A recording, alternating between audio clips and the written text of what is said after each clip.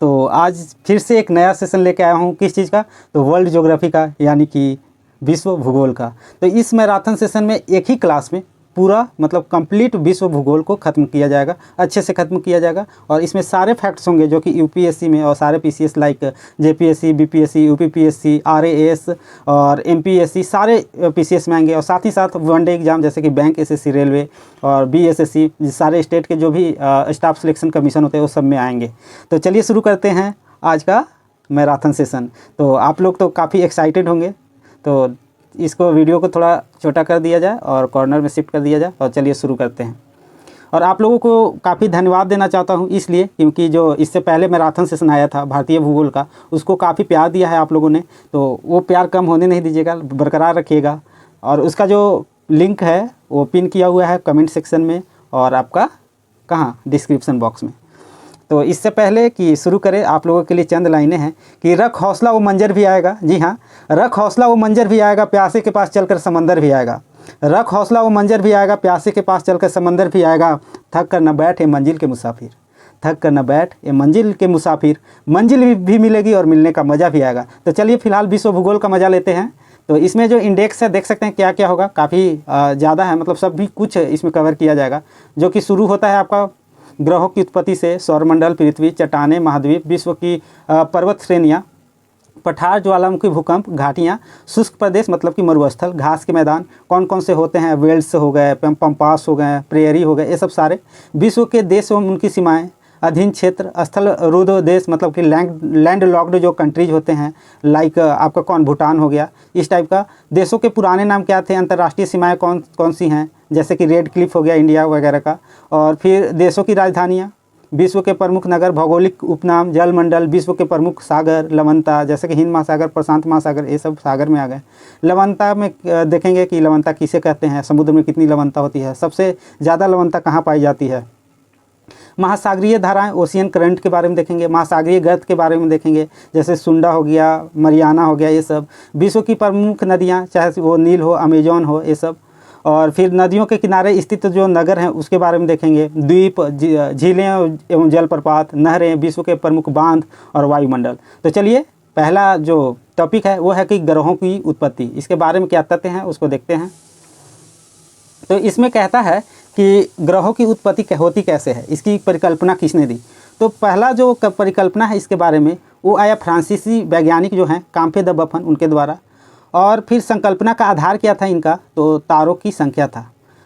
और दूसरे संकल्पना की बात करें, दो प्रकार की संकल्पना है मुख्यतः, एक है अद्वैतवादी और दूसरा है द्वैतवादी। अद्वैतवादी में प्रमुखतः दो वैज्ञानिक को शामिल किया जाता है। वो है पहला कांट की वायवय मतलब कांट वायवय राशि की परिकल्पना, और दूसरा है लाप्लास जो कि निहारिका परिकल्पना देते हैं। फिर द्वैतवादी में देखें तो चेम्बरलिन का मोल्टन या ग्रहाणु की इस परिकल्पना है। जेम्स एवं जीन्स का, और साथ ही साथ सर हेराल्ड जेफरी की ज्वारीय परिकल्पना है कि जैसे टाइड कैसे आता है उसके कारण क्या हुआ। सो H.N. रसेल का द्वैतारक सिद्धांत है इसी के मध्य में, मतलब द्वैतवादी संकल्पना में। और इसमें जो तथ्य हैं, इंपॉर्टेंट फैक्ट्स हैं, वो क्या हैं कि वह सीमा जिसके बाहर तारे आंतरिक मृत्यु से ग्रसित होते हैं वो क्या कहलाती है, क्या, तो चंद्रशेखर सीमा। मतलब वो सर्टेन एरिया, मतलब कहाँ से शुरू होता है, क्या, बाहरी अंतरिक्ष, उसको क्या बोलेंगे, चंद्रशेखर सीमा। कृष्ण छिद्र मतलब ब्लैक होल का सिद्धांत किसने दिया था, तो एस चंद्रशेखर ने, जो कि भारतीय साइंटिस्ट थे। इसी के अगले बारे में आते हैं, अगले तथ्य में। तो उसमें है कि जिस गैलेक्सी में हमारा सौरमंडल स्थित है उसका नाम है मंदाकिनी या आकाशगंगा। साथ ही साथ इसको मिल्की वे या फिर दुग्ध मेखला भी कहते हैं। ब्रह्मांड की उत्पत्ति का सबसे आधुनिक सिद्धांत महाविस्फोटक सिद्धांत है, जिसे बिग बैंग के नाम से भी जाना जाता है। साथ ही साथ जिस तारामंडल से ध्रुव तारे का संकेत प्राप्त होता है, जो कि हमेशा किधर, पोल की ओर, वो भी नॉर्थ पोल की ओर होता है, इंडिकेट करता है, वो किसका भाग है, तो सप्तऋषि का। गैलेक्सियों के अनंत समूह का सम्मिलित रूप क्या है, तो ब्रह्मांड। ब्रह्मांड में क्या क्या सम्मिलित होते हैं, तो देखिए, मान लीजिए कि एक ये क्षेत्र है, क्षेत्र कहाँ रहेगा, तो मान लीजिए पृथ्वी पर। पृथ्वी के बाहर क्या है, तो सौरमंडल। सौरमंडल के बाहर क्या है, तो पूरा का पूरा गैलेक्सी। गैलेक्सी से सबसे बड़ा रूप क्या है, तो आपको बोलते हैं इसको ब्रह्मांड। ब्रह्मांड के से बड़ा कुछ नहीं है जो अभी तक ज्ञात तथ्य है उसके अनुसार। ठीक, इसके बाद आते हैं कि अपने उच्च गुरुत्वाकर्षण के कारण तारों के संपूर्ण अवशेष को अपने अंदर समाहित करने की क्षमता होती है, किस में, तो ब्लैक होल में, जिसको कृष्ण वीवर के नाम से भी जाना जाता है। आधुनिक सिद्धांत में क्या है देखते हैं। तो आधुनिक सिद्धांत को महाविस्फोटक सिद्धांत भी कहते हैं। ये ब्रह्मांड की उत्पत्ति से संबंधित सिद्धांत है और इस सिद्धांत को दिया किसने था, तो रॉबर्ट वेगनर ने। और सिद्धांत के प्रतिपादक और कौन थे, तो जॉर्ज लेमेंटियर। हमारी आकाशगंगा की सबसे चमकीला तारों का समूह को क्या बोलते हैं, तो ओरियन नेबुला। नेबुला मतलब होता ही चमकीला। सूर्य के बाद पृथ्वी का सबसे निकटतम तारा कौन है, तो प्रोक्सिमा सेंचुरी। सूर्य के बाद याद रखिएगा। सौरमंडल में देख सकते हैं किस प्रकार है सौरमंडल। तो आप लोग जो वर्ल्ड मैप है उसको भी साथ में रखेंगे, जो एटलस हो या फिर ऑक्सफोर्ड हो या खान सर का मैप हो, किसी का भी अपने साथ रखेंगे। ये मान लीजिए सूर्य है जो कि मुखिया कहलाता है हमारे सौरमंडल का। इसके बाद सबसे नज़दीकी जो ग्रह है, प्लानेट है, वो है बुध। इसके बाद शुक्र है, इसके बाद पृथ्वी, फिर मंगल, बृहस्पति, शनि, वरुण, अरुण और वरुण। यम को हटा दिया गया है, याद रखेंगे। उसको ड्वार्फ प्लानेट मतलब बौने ग्रह की श्रेणी में रखा गया है। और ये जो बेल्ट है इसको बोलते हैं क्षुद्र ग्रह पट्टी, ठीक है, एस्ट्रॉयड बेल्ट। इसके अंदर के जितने भी ग्रह हैं इसको इनर प्लानेट कहा जाता है और इसके बाहर के जो प्लानेट है उसको आउटर प्लानेट कहा जाता है। और सबसे ज़्यादा जीवन की संभावना कहाँ होती है, तो इनर प्लानेट में। गोल्डीलॉक्स उसको बोला जाता है, ठीक। नेक्स्ट है सबसे बड़ा कौन है आकार के अनुसार, तो सबसे बड़ा है बृहस्पति, इसके बाद शनि, फिर वो अरुण, फिर वरुण, फिर पृथ्वी, हमारा प्यारा पृथ्वी, प्यारी पृथ्वी मतलब अर्थ, इसके बाद शुक्र, मंगल और सबसे छोटा बुध, ठीक। अब बात करते हैं सौरमंडल के ग्रह, मतलब कि कौन पार्थिव मतलब कि ठोस रूप से बने हुए हैं और कौन गैसीय रूप से बने हुए हैं। तो जो ठोस रूप में मिलते हैं वो है बुध, शुक्र, पृथ्वी और मंगल। और जो गैसीय रूप से बने हुए हैं वहाँ गैस अधिक है, वो है बृहस्पति, शनि, अरुण और वरुण। इसी प्रकार है कि सूर्य से दूरी के अनुसार ग्रहों का जो क्रम है वो कैसे है, आरोही क्रम। तो सबसे नज़दीक है बुध। यहाँ दिन का टेम्परेचर बहुत अधिक होता है और रात का कम होता है, ठीक है, ये ध्यान रखिएगा। ये कितना दूर है, तो 57.9 मिलियन किलोमीटर। इसके बाद शुक्र है 108.2 मिलियन किलोमीटर। पृथ्वी है 149.6 मिलियन किलोमीटर। मंगल है आपका 227.9 मिलियन किलोमीटर। बृहस्पति है 778.6 मिलियन किलोमीटर और शनि है 1433.5 किलोमीटर। अरुण है 2872.5 मिलियन किलोमीटर और वरुण जो कि सबसे लास्ट है 4495.1 मिलियन किलोमीटर। नेक्स्ट क्या है, सूर्य के बारे में कुछ इंपॉर्टेंट फैक्ट्स हैं। तो पहला कि इसका आकार कितना बड़ा है पृथ्वी के तुलना में, तो 109.2 गुना बड़ा है। सतह का टेम्परेचर कितना है, तो लगभग 5500 डिग्री सेल्सियस। ये किसके रिपोर्ट के अनुसार है, तो नासा के अनुसार। इसी प्रकार बात करें नाभिकीय संलयन कहाँ होता है, तो ये सूर्य के सतह पे। और सूर्य की समस्त ऊर्जा के स्रोत जो है, जहाँ से ऊर्जा इसका एनर्जी निकलता है जो हम लोग यहाँ तक महसूस करते हैं पृथ्वी तक, वो है नाभिकीय संलयन ही। और सूर्य ग्रहण कब लगता है, तो जब चंद्रमा और सूर्य के बीच में, मान लीजिए ये है चंद्रमा और ये रहा मेरा मतलब हम सबका प्यारा सन, ये हैं चंदा मामू। तो इसके बीच में जब हमारी जो प्यारी पृथ्वी है वो आ जाती है, तो क्या होता है कि इसका जब सनलाइट आता है तो ये इस तक पहुंच नहीं पाता। थोड़ा छोटा बना दिया जाए नहीं मून को, एक मिनट। मान लीजिए ये मून है, ये मून है, ये सन है और ये पृथ्वी है। तो सनलाइट जैसे ही इस पे जाना चाहेगा मून पे तो नहीं जा पाएगा, कुछ इस तरह से हो जाएगा। आपको इसके माध्यम से भी बता सकते हैं, हाँ इस तरह। तो ये जो स्थिति बनती है कि सूर्य और चंद्रमा के बीच में पृथ्वी आ जाती है, इसी को बोलते हैं चंद्र ग्रहण, ठीक, सूर्य ग्रहण, माफ़ कीजिएगा। और कोरोना क्या है, तो केवल सूर्य ग्रहण के समय बिना किसी यंत्र के सामान्य आँख से दिखाई देने वाला सूर्य का बाहरी भाग। मान लीजिए कि ये आपका सूर्य है, चंद्रमा बीच में ऐसे आ गया था, तो सिर्फ इतना भाग हम लोग को दिख रहा है। तो इसी छल्ला रूपी भाग जो हमको दिखता है रिंग टाइप से, तो इसी को बोलते हैं कोरोना।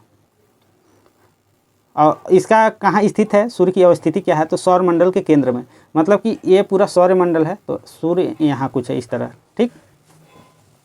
अब बात करते हैं बुध की। तो बुध जो है वो सबसे नज़दीकी ग्रह है किसका, तो सौरमंडल का। बुध द्वारा सूर्य का एक चक्कर लगाने में 88 दिन लगता है लगभग, ठीक है। और बहुत सारा मात्रा सूर्य के किरणों की मात्रा प्राप्त होती है बुध को। इसका व्यास कितना है बुध ग्रह का, तो लगभग 4879 किलोमीटर और एल्बिडो यहाँ पे 0.1 है। सौरमंडल का सबसे छोटा ग्रह का खिताब दिया गया है बुध को। दैनिक तापांतर होता है लगभग 610 डिग्री सेल्सियस और प्राकृतिक उपग्रह इसके नहीं हैं। तापमान इसका होता है कब, माध्य मतलब एवरेज में तो 167 डिग्री सेल्सियस। और बुध ग्रह के सर्वाधिक निकट से गुजरने वाला कृत्रिम उपग्रह कौन है, मतलब मानव द्वारा भेजा गया उपग्रह, तो उसका नाम है मैरिनर 10। अन्य इम्पोर्टेंट फैक्ट्स हैं कि एक वसंत विषुव से दूसरे वसंत विषुव के बीच के समय के बराबर होता है, तो एक ट्रॉपिकल वर्ष के बराबर। सूर्य के चारों ओर 29.8 किलोमीटर प्रति सेकंड के वेग से चक्कर लगाने वाला ग्रह कौन सी है, तो पृथ्वी है। 5 नवंबर 2013 को इसरो द्वारा सफल प्रक्षेपण किया गया किसका, तो मंगलयान का। वह वार्षिक आयोजन जिसे प्रतिवर्ष 22 अप्रैल को दुनिया भर में पर्यावरण संरक्षण के लिए समर्थन प्रदर्शित करने हेतु आयोजन किया जाता है, वो किस लिए है, तो पृथ्वी दिवस को मनाने के लिए। सौरमंडल का सबसे ठंडा ग्रह किसे माना जाता है, तो वरुण को, जिसको नेपच्यून भी बोला जाता है। और साथ ही साथ सौरमंडल के सभी 8 ग्रहों में सर्वाधिक घनत्व वाला ग्रह पृथ्वी है, ये भी ध्यान में रखेंगे, अर्थ। शुक्र ग्रह के बारे में कुछ जान लेते हैं, तो इसे पृथ्वी की जुड़वा बहन, मौसी, भोर का तारा वगैरह वगैरह के बारे में मतलब वगैरह नामों से संबोधित किया जाता है। विशेषता है कि सौरमंडल का सबसे अधिक चमकीला ग्रह है। अन्य नाम है भोर का तारा और शाम का तारा, जैसा कि मैंने बताया था। और सूर्य से दूरी लगभग 108.2 मिलियन किलोमीटर है, 108 मिलियन किलोमीटर भी याद रख सकते हैं। सूर्य से दूसरा सबसे निकटतम ग्रह है और अपना कोई उपग्रह नहीं है। वर्तमान में सौरमंडल का सबसे गर्म ग्रह भी जो कौन है, तो शुक्र है। यहाँ पे हीलियम गैस ज़्यादा पाई जाती है इसलिए। पृथ्वी, हमारी प्यारी पृथ्वी, ये सूर्य से दूरी के क्रम के अनुसार तीसरा नंबर पे आती है। आकार में 5वां सबसे बड़ा ग्रह है। अवस्थिति कहाँ है, तो शुक्र और मंगल ग्रह, ये दोनों के बीच में। ग्रीष्म अयनांत की बात करें तो 21 या 22 जून, जो कि सूर्य का कर्क रेखा पर लंबवत चमकना, इसी को ग्रीष्म अयनांत बोलते हैं। अक्षीय झुकाव लगभग 23.5 डिग्री है। अन्य नाम है ग्रीन प्लानेट या फिर ब्लू ग्रह, नीला ग्रह। शीत अयनांत इसका होता है 22 या 23 दिसंबर, जो कि सूर्य मकर रेखा पर लंबवत होता है इस दिन। सूर्य से दूरी क्रमानुसार इसमें आप देख सकते हैं। तो सूर्य से दूरी क्रमानुसार चौथा ग्रह कौन है, तो मंगल ग्रह। मंगल ग्रह के बारे में अभी हम लोग पढ़ रहे हैं। इसका जो औसत तापमान है लगभग -65 डिग्री सेल्सियस होता है। रेड प्लैनेट या लाल ग्रह की संज्ञा इसे ही दी गई है क्योंकि इसका सतह जो है वो लाल रंग का है। इसके 2 उपग्रह हैं, एक है फोबोस, दूसरे डिमोस। और डिमोस जो है वो सौरमंडल का सबसे छोटा उपग्रह है। ज्वालामुखी पर्वत, जी हाँ, ये सबसे ऊंचा है, जो कि निक्स ओलंपिया है। ये माउंट एवरेस्ट से भी काफ़ी ऊंचा है, लंबाई ज़्यादा है उसका। वो ओलंपस मोन्स यहीं पे पाया जाता है, इसी का नाम है। मंगलयान, यहीं पे भारत अपना मिशन मंगलयान भेजा था, जिसे मार्स ऑर्बिटल मिशन यानी मॉम के नाम से भी जाना जाता है। इसी प्रकार बृहस्पति की बात करें तो बृहस्पति जो है वो सौरमंडल का सर्वाधिक तीव्र गति से अपने अक्ष पे घूमने वाला ग्रह है। अब तक इसके कुल जो खोजे गए उपग्रह हैं उसकी संख्या है 79, मतलब 79। अन्य नाम है इसका लघु सौर तंत्र, क्योंकि इसके ये ग्रह है ये क्या बोलते हैं, बृहस्पति। इसके चारों तरफ इतने ज़्यादा उपग्रह हैं कि इसे ऐसा देखने से प्रतीत होता है कि खुद अपने आप में एक पूरा सौरमंडल है। जो बृहस्पति है वो सूर्य के समान है और बाकी जो उपग्रह हैं वो ग्रह लगते हैं, इसलिए इसे सौरमंडल भी बोलते हैं, मिनी सौरमंडल। 11.86 पृथ्वी वर्ष, मतलब कि सूर्य की एक परिक्रमा करने में लगा समय को कितना है, जो 11.86 है, मतलब 11 दिन 86 घंटा, नहीं 11 साल 86 दिन हो जाएगा। पृथ्वी वर्ष बोल रहा है, मतलब पृथ्वी के वर्ष के बराबर। विशेषता, तारा एवं ग्रह दोनों के गुणों का प्रदर्शन करता है कौन, बृहस्पति। इसके वलयों की खोज, मतलब कि कुछ इस प्रकार से इसके वलय हैं। ये मान लीजिए ग्रह है तो इसके वलय निकले हुए हैं। तो इसका खोज 1979 में वायेजर 1 स्पेस प्रोब द्वारा किया गया था। वायुमंडलीय गैसें की बात करें इसकी तो हाइड्रोजन है, हीलियम है, मीथेन है और अमोनिया है। और इसका एक और विशेषता है कि सौरमंडल का सबसे ऊंचा और सबसे बड़ा ग्रह कौन सी है, तो बृहस्पति सबसे बड़ी है। शनि के बारे में जानते हैं तो सौरमंडल में बृहस्पति के बाद दूसरा सबसे बड़ा आकार में जो ग्रह है वो शनि है।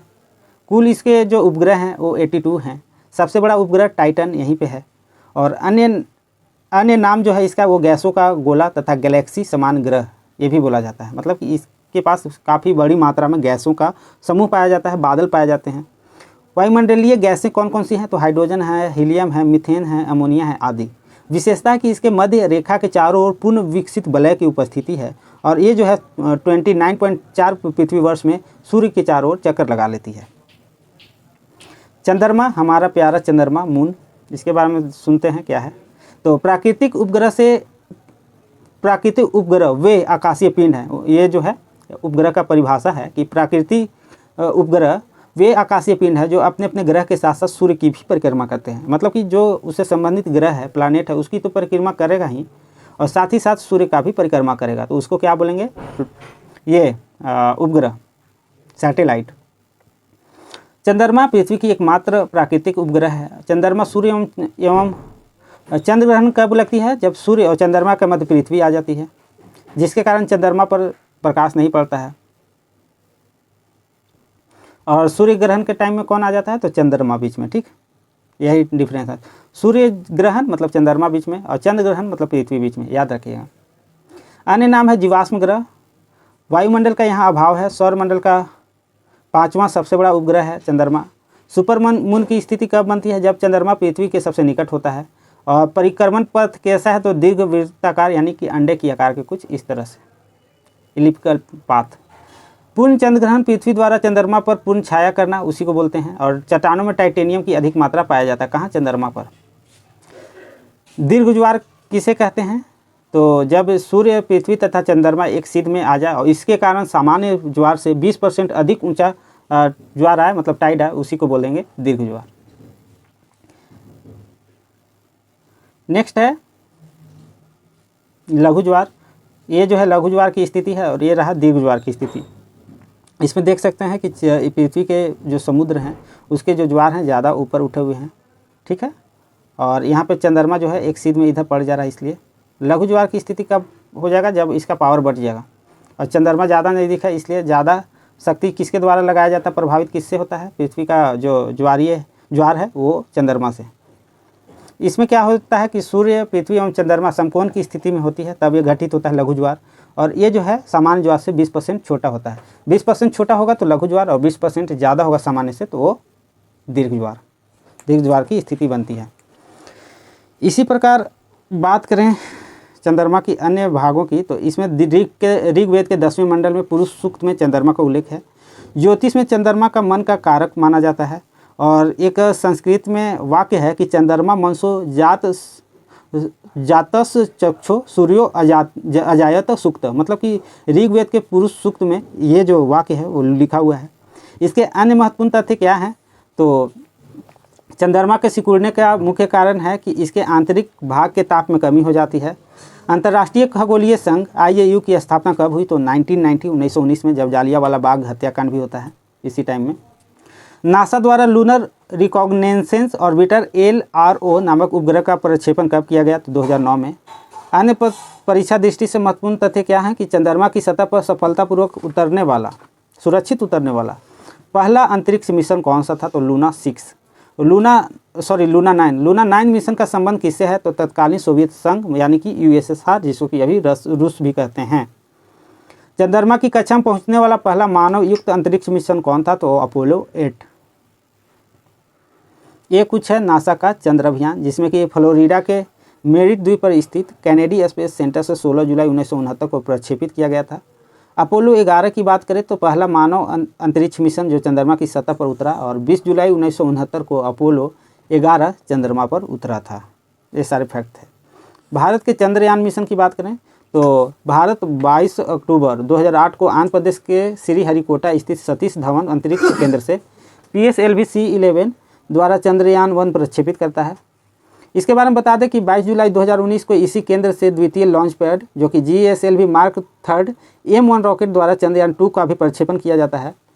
चंद्रयान 1 क्या बताया था कि चंद्रमा पे वाटर है, पानी है। और चंद्रयान 2 क्या बताया कि ये जो है पहला नंबर चंद्रयान 2 दक्षिणी ध्रुव, जो चंद्रमा के दक्षिणी ध्रुव है वहाँ पे उतरा था और वहाँ पे उतर कर ये काफ़ी सारी अच्छी इमेजें खींचा और उसमें बताया कि यहाँ पे क्या है, नमी कैसा है, वाटर का कितना % हो सकता है और क्लाइमेट किस प्रकार है। और इसमें जो है चंद्रयान 2 में 2 प्रकार की चीज़ें लगाई गई थी ऑर्बिटर में। पहला कि लैंडर जो कि विक्रम था और रोवर जिसका नाम प्रज्ञान था।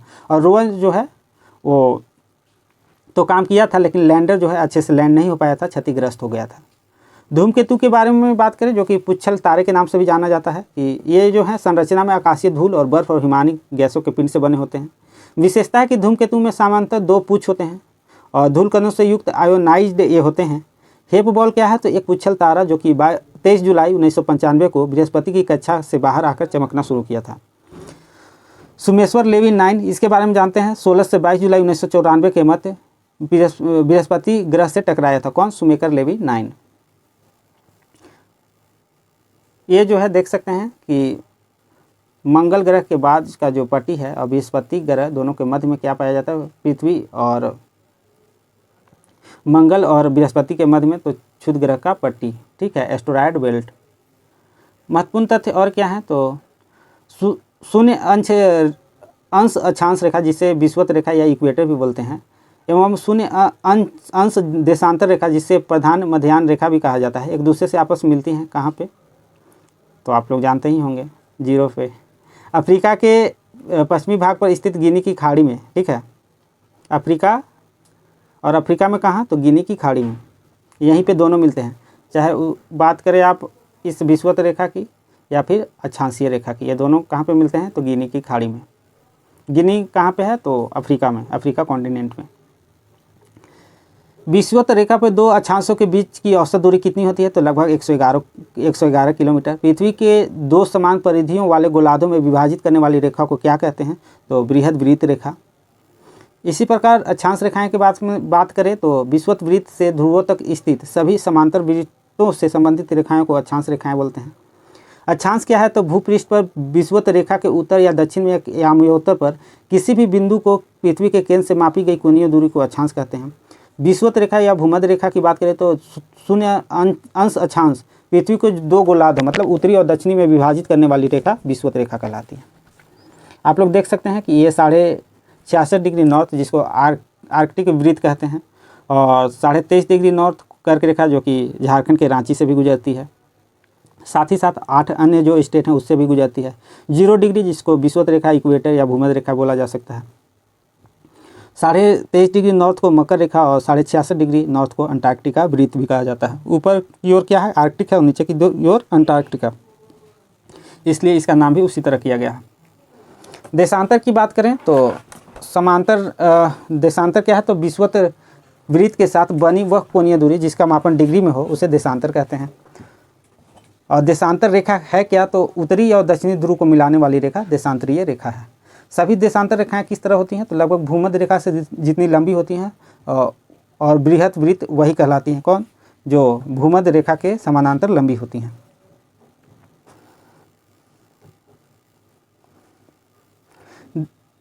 देशांतर के बारे में और क्या है कि इसका अधिकतम जो लंबाई हो सकता है वो 111.3 किलोमीटर हो सकता है, और सबसे न्यूनतम हो सकता है वो 0, जो कि ध्रुवों पे होता है।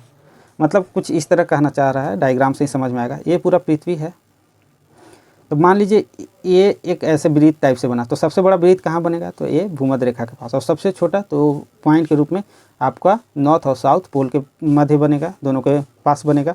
तो वो पॉइंट कितना हो जाएगा? तो 0 किलोमीटर। और जो सबसे बड़ा वृत्त बनेगा वो कहाँ बनेगा? भूमध्य रेखा के पास, वो 111.3 किलोमीटर तक बड़ा बन सकता है। प्रधान मध्याह्न रेखा तो ऊपर देख चुके हैं। पूर्ण गोलाकार पृथ्वी पर कुल देशांतर रेखाएं कितनी हो सकती हैं या हैं? तो 360 डिग्री के रूप में 360 रेखाएं। 0 डिग्री देशांतर जिसको प्रथम मध्याह्न रेखा भी कहा जाता है, इसी को अंतर्राष्ट्रीय मानक समय निर्धारित किया गया है, जो कि ग्रीनविच इंग्लैंड यानी यूके में है। अंतर्राष्ट्रीय तिथि रेखा 180 डिग्री बेरिंग जलमड्रू मध्य के समानांतर है। इसी प्रकार विषुवत रेखा या भूमध्य रेखा की बात करें तो विषुवत वृत्त जो कि दोनों ध्रुवों के समान दूरी पर खींची गई काल्पनिक रेखा है। विशेषता है कि ग्लोब को 2 बराबर भागों में विभाजित करता है। इसका अन्य नाम बृहद वृत्त भी है। कुल लंबाई की बात करें तो लगभग 40,090 किलोमीटर, और वार्षिक तापांतर न्यूनतम होता है यहाँ पे। साथ ही साथ इससे संबंधित कुल देश है जिनकी संख्या है जो भूमध्य रेखा के आसपास स्थित हैं, जहाँ से गुजरती है, वो 13 है 13। कर्क रेखा की बात करें तो 23.5 डिग्री नॉर्थ में स्थित है, उत्तरी गोलार्ध में है। और मकर रेखा जो है वो भी 23.5 डिग्री है, लेकिन साउथ गोलार्ध में है, मतलब साउथ में स्थित है, साउथ पोल की तरफ। कर्क रेखा से संबंधित देश कौन कौन से उसको देखते हैं। तो उत्तरी महाद्वीप में स्थित हैं हवाई द्वीप जो कि संयुक्त राष्ट्र अमेरिका यूएसए में है। बहामास और मैक्सिको ये अलग अलग देश हैं। अफ्रीका में बात करें, अफ्रीका कॉन्टिनेंट में तो वेस्टर्न सहारा, मॉरिटानिया, अल्जीरिया, लीबिया, इजिप्ट जिसको मिस्र भी बोलते हैं, माली, नाइजर और चाड आते हैं। इसी प्रकार एशिया में भारत, म्यांमार, ओमान, सऊदी अरब, संयुक्त अरब अमीरात मतलब यूएई, यूनाइटेड अरब अमीराट्स और बांग्लादेश, चीन एवं ताइवान। मकर रेखा से संबंधित देश हैं दक्षिण अमेरिका मतलब कि साउथ अमेरिका में चिली, अर्जेंटीना, पराग्वे और ब्राज़ील। अफ्रीका में नामीबिया, बोत्सवाना, दक्षिण अफ्रीका, मोजाम्बिक और मेडागास्कर जो कि काफ़ी कार्टून भी इस पे आते हैं, आप देख सकते हैं एनिमेशन मूवी। ओसनिया जिसको कि ऑस्ट्रेलिया भी बोला जाता है, इसमें टोंगा, फ्रेंच पोलिनेशिया, फ्रांस का अधिकार जहाँ था पहले, और ऑस्ट्रेलिया। आपको बता दें कि एकमात्र ऐसा कॉन्टिनेंट मतलब कि महाद्वीप है जिससे तीनों रेखाएं गुजरती हैं, चाहे वो विषुवत रेखा हो, कर्क हो या मकर हो, वो है अफ्रीका। ठीक है, दिन रात कैसे होता है उसके बारे में जानते हैं। तो इसके महत्वपूर्ण तथ्य है कि भूमध्य रेखा, कर्क रेखा तथा मकर रेखा तीनों कहाँ से गुजरती हैं। तो मैंने जैसे बताया था अफ्रीका महाद्वीप से। दक्षिण अमेरिका महाद्वीप से गुजरने वाली रेखाएं कौन कौन सी है, तो विषुवत जो कि सबसे बीच में 0 डिग्री, और मकर रेखा 23.5 डिग्री नॉर्थ। मकर संक्रांति 21 या 22 दिसंबर को उस समय होती है जब मकर रेखा पर सूर्य की किरणें पड़ती है। कैसी, तो लंबवत। पृथ्वी सदैव अपने अक्ष पर पश्चिम से पूर्व दिशा में घूमती रहती है, जिसे कहते हैं पृथ्वी का घूर्णन या परिभ्रमण। इसी कारण दिन और रात होते हैं। उत्तरी ध्रुव पर दिन की अवधि होती है 6 महीने की, और उत्तरी गोलार्ध में दिन की सबसे अधिक रहती है कब, तो 20 और 21 जून की जो दिन की अवधि है वो सबसे अधिक होती है। ब्रह्मांड की उत्पत्ति से संबंधित सर्वमान्य सिद्धांत किसे माना गया है, तो बिग बैंग थ्योरी को। महत्वपूर्ण तथ्य अन्य है कि 20 और 21 मार्च को वसंत विषुव के समय तथा 22 से 23 सितंबर को शरद विषुव के समय बराबर होते हैं। क्या, तो दिन रात और ये दोनों बराबर होते हैं। 22 या 23 सितंबर को या 20 या 21 मार्च को, ये दोनों दिन और रात बराबर। पृथ्वी की आयु निर्धारित करने में प्रयोग किया जाने वाला जो पत्ती है उसे बोलते हैं यूरेनियम डेटिंग पत्ती। और जीवाश्म को किससे पता किया जाता है, बताइए आप लोग, कार्बन 14। पृथ्वी की आयु निर्धारित करने में प्रयोग किया जाने वाला, ये तो पढ़ लिए, यूरेनियम डेटिंग पत्ती जो है। पृथ्वी की उत्पत्ति गैसों और धूल कणों से हुई है, यह सुझाव किसने दिया था, तो ऑटो स्मिड ने। पृथ्वी की उत्पत्ति के बारे में जान लें तो एक सिद्धांत है टकराव का सिद्धांत, जो कि दिए थे बफन, वैज्ञानिक थे, जियोलॉजिस्ट भी बोल सकते हैं, भूगोलवेत्ता थे। ज्वारीय सिद्धांत के प्रतिपादक है जेम्स जीन्स एवं हेराल्ड जेफरी। विखंडन परिकल्पना दिए थे रॉस गन। वैभव राशि सिद्धांत दिए थे Immanuel Kant. You can't do this, ओहो। बिग बैंग थ्योरी दिए थे जॉर्ज लेमेंटियर, ये भी सबसे ज़्यादा प्रभावशाली और मान्य है अभी फिलहाल। निहारिका परिकल्पना दिए थे लाप्लास का निहारिका परिकल्पना ग्रहानु, चेम्बरलिन और माल्टन दिए थे। और उल्का परिकल्पना दिए थे लॉकियर। लॉकी से लॉकियर याद रख सकते हैं। भूगर्भिक इतिहास की बात करें तो इसके प्रत्येक कल्प और उसकी विशेषता नामकरण सभी देखते हैं। कैम्ब्रियन कल्प, इसका विशेषता है कि सागरों में बिना रीढ़ वाले जीवों का उद्भव हो गया। ठीक है, जीव का। ऑर्डोविशियन कल्प, इसमें पर्वत का निर्माण हुआ, बड़े बड़े पर्वत बने। सागरीय भागों में ज्वालामुखी फूटी, मान लीजिए ये ज्वालामुखी है, ज्वालामुखी निकल गई। सिलूरियन कल्प की विशेषता है कि बिना पत्ते वाले वनस्पतियों का स्थल पर विकास हुआ। परवालों का सर्वप्रथम बड़े पैमाने पर विस्तार हुआ। डिवोनियन कल्प में है कि पर्वत निर्माण क्रिया तथा ज्वालामुखी की जो क्रिया थी वो सक्रिय रही और अधिक मात्रा में, काफ़ी ज़्यादा मात्रा में, बड़े पैमाने पर इसका विस्तार हुआ। विभिन्न प्रकार की मछलियों की उत्पत्ति हुई और इसी कल्प को जो है मत्स्य युग से नाम के नाम से जाना जाता है। क्या, मत्स्य युग के नाम से। किसको, तो डिवोनियन कल्प को। कार्बेनिफेरस कल्प की बात करें तो इसकी विशेषता है कि इस समय पेंजिया जो है, पेंजिया किसको कहते हैं पहले ये समझ लें।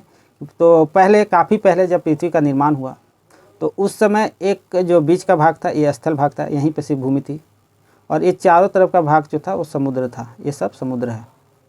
तो इसी भूखंड को पेंजिया कहा जाता था, जो कि एक गोलाकार भाग में था। पैंथालासा किसको कहते हैं, तो ये जो समुद्री भाग है जिसमें जल भरा हुआ है, इसको बोलते थे पैंथालासा। तो वही लिखा हुआ है कि समस्त स्थल भाग जो एक स्थल भाग के रूप में संलग्न था उसको बोलते हैं पेंजिया। ये पेंजिया रहा। और पैंथालासा वो है जो पेंजिया के चारों स्थित एक जलीय भाग है, जो ये बताया। लॉरेंसिया, पेंजिया का उत्तरी भाग, जब पेंजिया टूट गया तो उसके उत्तरी भाग को बोला जाता था लॉरेंसिया। और गोंडवाना जो है वो दक्षिणी भाग है। लॉरेंसिया से कौन कौन सा महाद्वीप बना, तो उत्तरी अमेरिका, यूरोप और एशिया। और गोंडवाना से कौन कौन बना, तो इसका उदाहरण है दक्षिण अमेरिका, अफ्रीका, मेडागास्कर प्रायद्वीपीय भारत, मतलब जो भारत किसका अंग था पहले, तो अफ्रीका का। अफ्रीका से सब बहते बहते वहाँ से ड्रिफ्ट होते हुए जब यहाँ टकराया आपका एशिया से, तो फिर इस भाग कहाँ से आया है, तो आपका गोंडवाना से, और टकरा गया किससे, तो एशिया से। और भाग जो बना भाग जो उभर कर आया उसको भारत बोलते हैं, और उसको भारत ही नहीं प्रायद्वीपीय भारत बोलते हैं। ऑस्ट्रेलिया और अंटार्कटिका जो है वो भी गोंडवाना लैंड के भाग हैं। पर्मियन कल्प की बात करें तो इसकी विशेषता है कि यूरोप, एशिया, पूर्वी संयुक्त राज्य अमेरिका, ऊंचे पर्वतों, ये सब का आविर्भाव हुआ, मतलब निर्माण हुआ। स्थलीय जीवों की संख्या बढ़ी और प्रजातियों में भी वृद्धि हुई। या शिल्प कल्प की बात करें तो इसमें है कि सागरों में रेप्टाइल जीवों का विकास हुआ। रेंगने वाले जीवों में स्तनधारी जीवों का जन्म प्रारंभ हो गया। मक्खियों का विकास भी इसी टाइम में होता है। जो मक्खी हम लोग देखते हैं वो कब आया, ट्रियासिक काल में। क्रिटेशियस की बात करें तो इस समय खरिया मिट्टी का जमा हुआ, जिसको चिकनी मिट्टी भी बोलते हैं। और इस समय जो निर्माण की प्रक्रिया थी वो काफ़ी तेज़ हो गई। किसकी निर्माण की, तो पर्वत की निर्माण की। और प्रमुख पर्वत हैं इस समय के रॉकी, एंडीज, पनामा के कटक जो हैं, रिज हैं, जो समुद्र के अंदर पाए जाते हैं। समुद्र के अंदर जिससे ज्वालामुखी निकलता है और वो ऊपर तक नहीं आ पाता है, जल के ऊपर तक, तो उसी को कटक बोलते हैं। और सबसे बड़ा जो रिज है वो मध्य है। वो मध्य किसका, तो अटलांटिक का। अटलांटिक में जो पाया जाता है कटक, उसको सबसे बड़ा कटक माना जाता है। और वो पर्वत श्रृंखला का ही अंग है, पर्वत में ही उसको गिना जाता है। अगर उसको गिना जाए तो सबसे बड़ा पर्वत श्रृंखला कौन हो जाएगा, तो मध्य महासागरीय कटक, जो कि है अटलांटिक महासागर में। पनामा कटक आदि की उत्पत्ति भी हुई कब, तो इसी क्रिटेशियस कल्प में। जुरासिक कल्प की बात करें तो इससे आप जानते होंगे काफ़ी अच्छे से, इसी समय डायनासोर आए थे। स्थलीय भाग पर रेप्टाइल के आकार के प्रकार में पर्याप्त विस्तार हुआ। डायनासोर के प्रभुत्व का कल्प था, मतलब कि इस समय डायनासोर ही लीड करता था, वो किंग था, इस टाइम का राजा था। कुछ उड़ने वाले पक्षियों का भी विकास हुआ। भारत में अवशेष मिलते हैं कहाँ से, जुरासिक कल्प के, तो खेड़ा जो कि गुजरात में है, और जबलपुर जो कि मध्य प्रदेश में है। अब तो पूर्वोत्तर भारत में मिले हैं, मेघालय वगैरह में। महत्वपूर्ण तथ्य की बात करें इस समय तो उत्तरी सागर, काला सागर, अरब सागर, कैस्पियन सागर तथा शिवालिक श्रेणी, ये सब का निर्माण कब हुआ, तो प्लायोसीन युग में। हिंद महासागर, अटलांटिक महासागर का विकास हुआ था इयोसीन युग में। आल्पस पर्वत श्रेणी का विकास हुआ मायोसीन युग में। और लघु हिमालय का समय माना जाता है 1300 से 1870। डायनासोर का काल कब था, अगर बात करें वर्ष में तो 20.8 करोड़ वर्ष पहले पूर्व, और 14.4 करोड़ वर्ष पूर्व इनकी समाप्ति हो गई। माना जाता है कि काफ़ी बड़ा मात्रा में भूकंप आया होगा, या फिर दूसरे जो एस्ट्रॉयड हैं उससे टकरा गई होगी पृथ्वी, इस प्रकार की बातें की जाती हैं।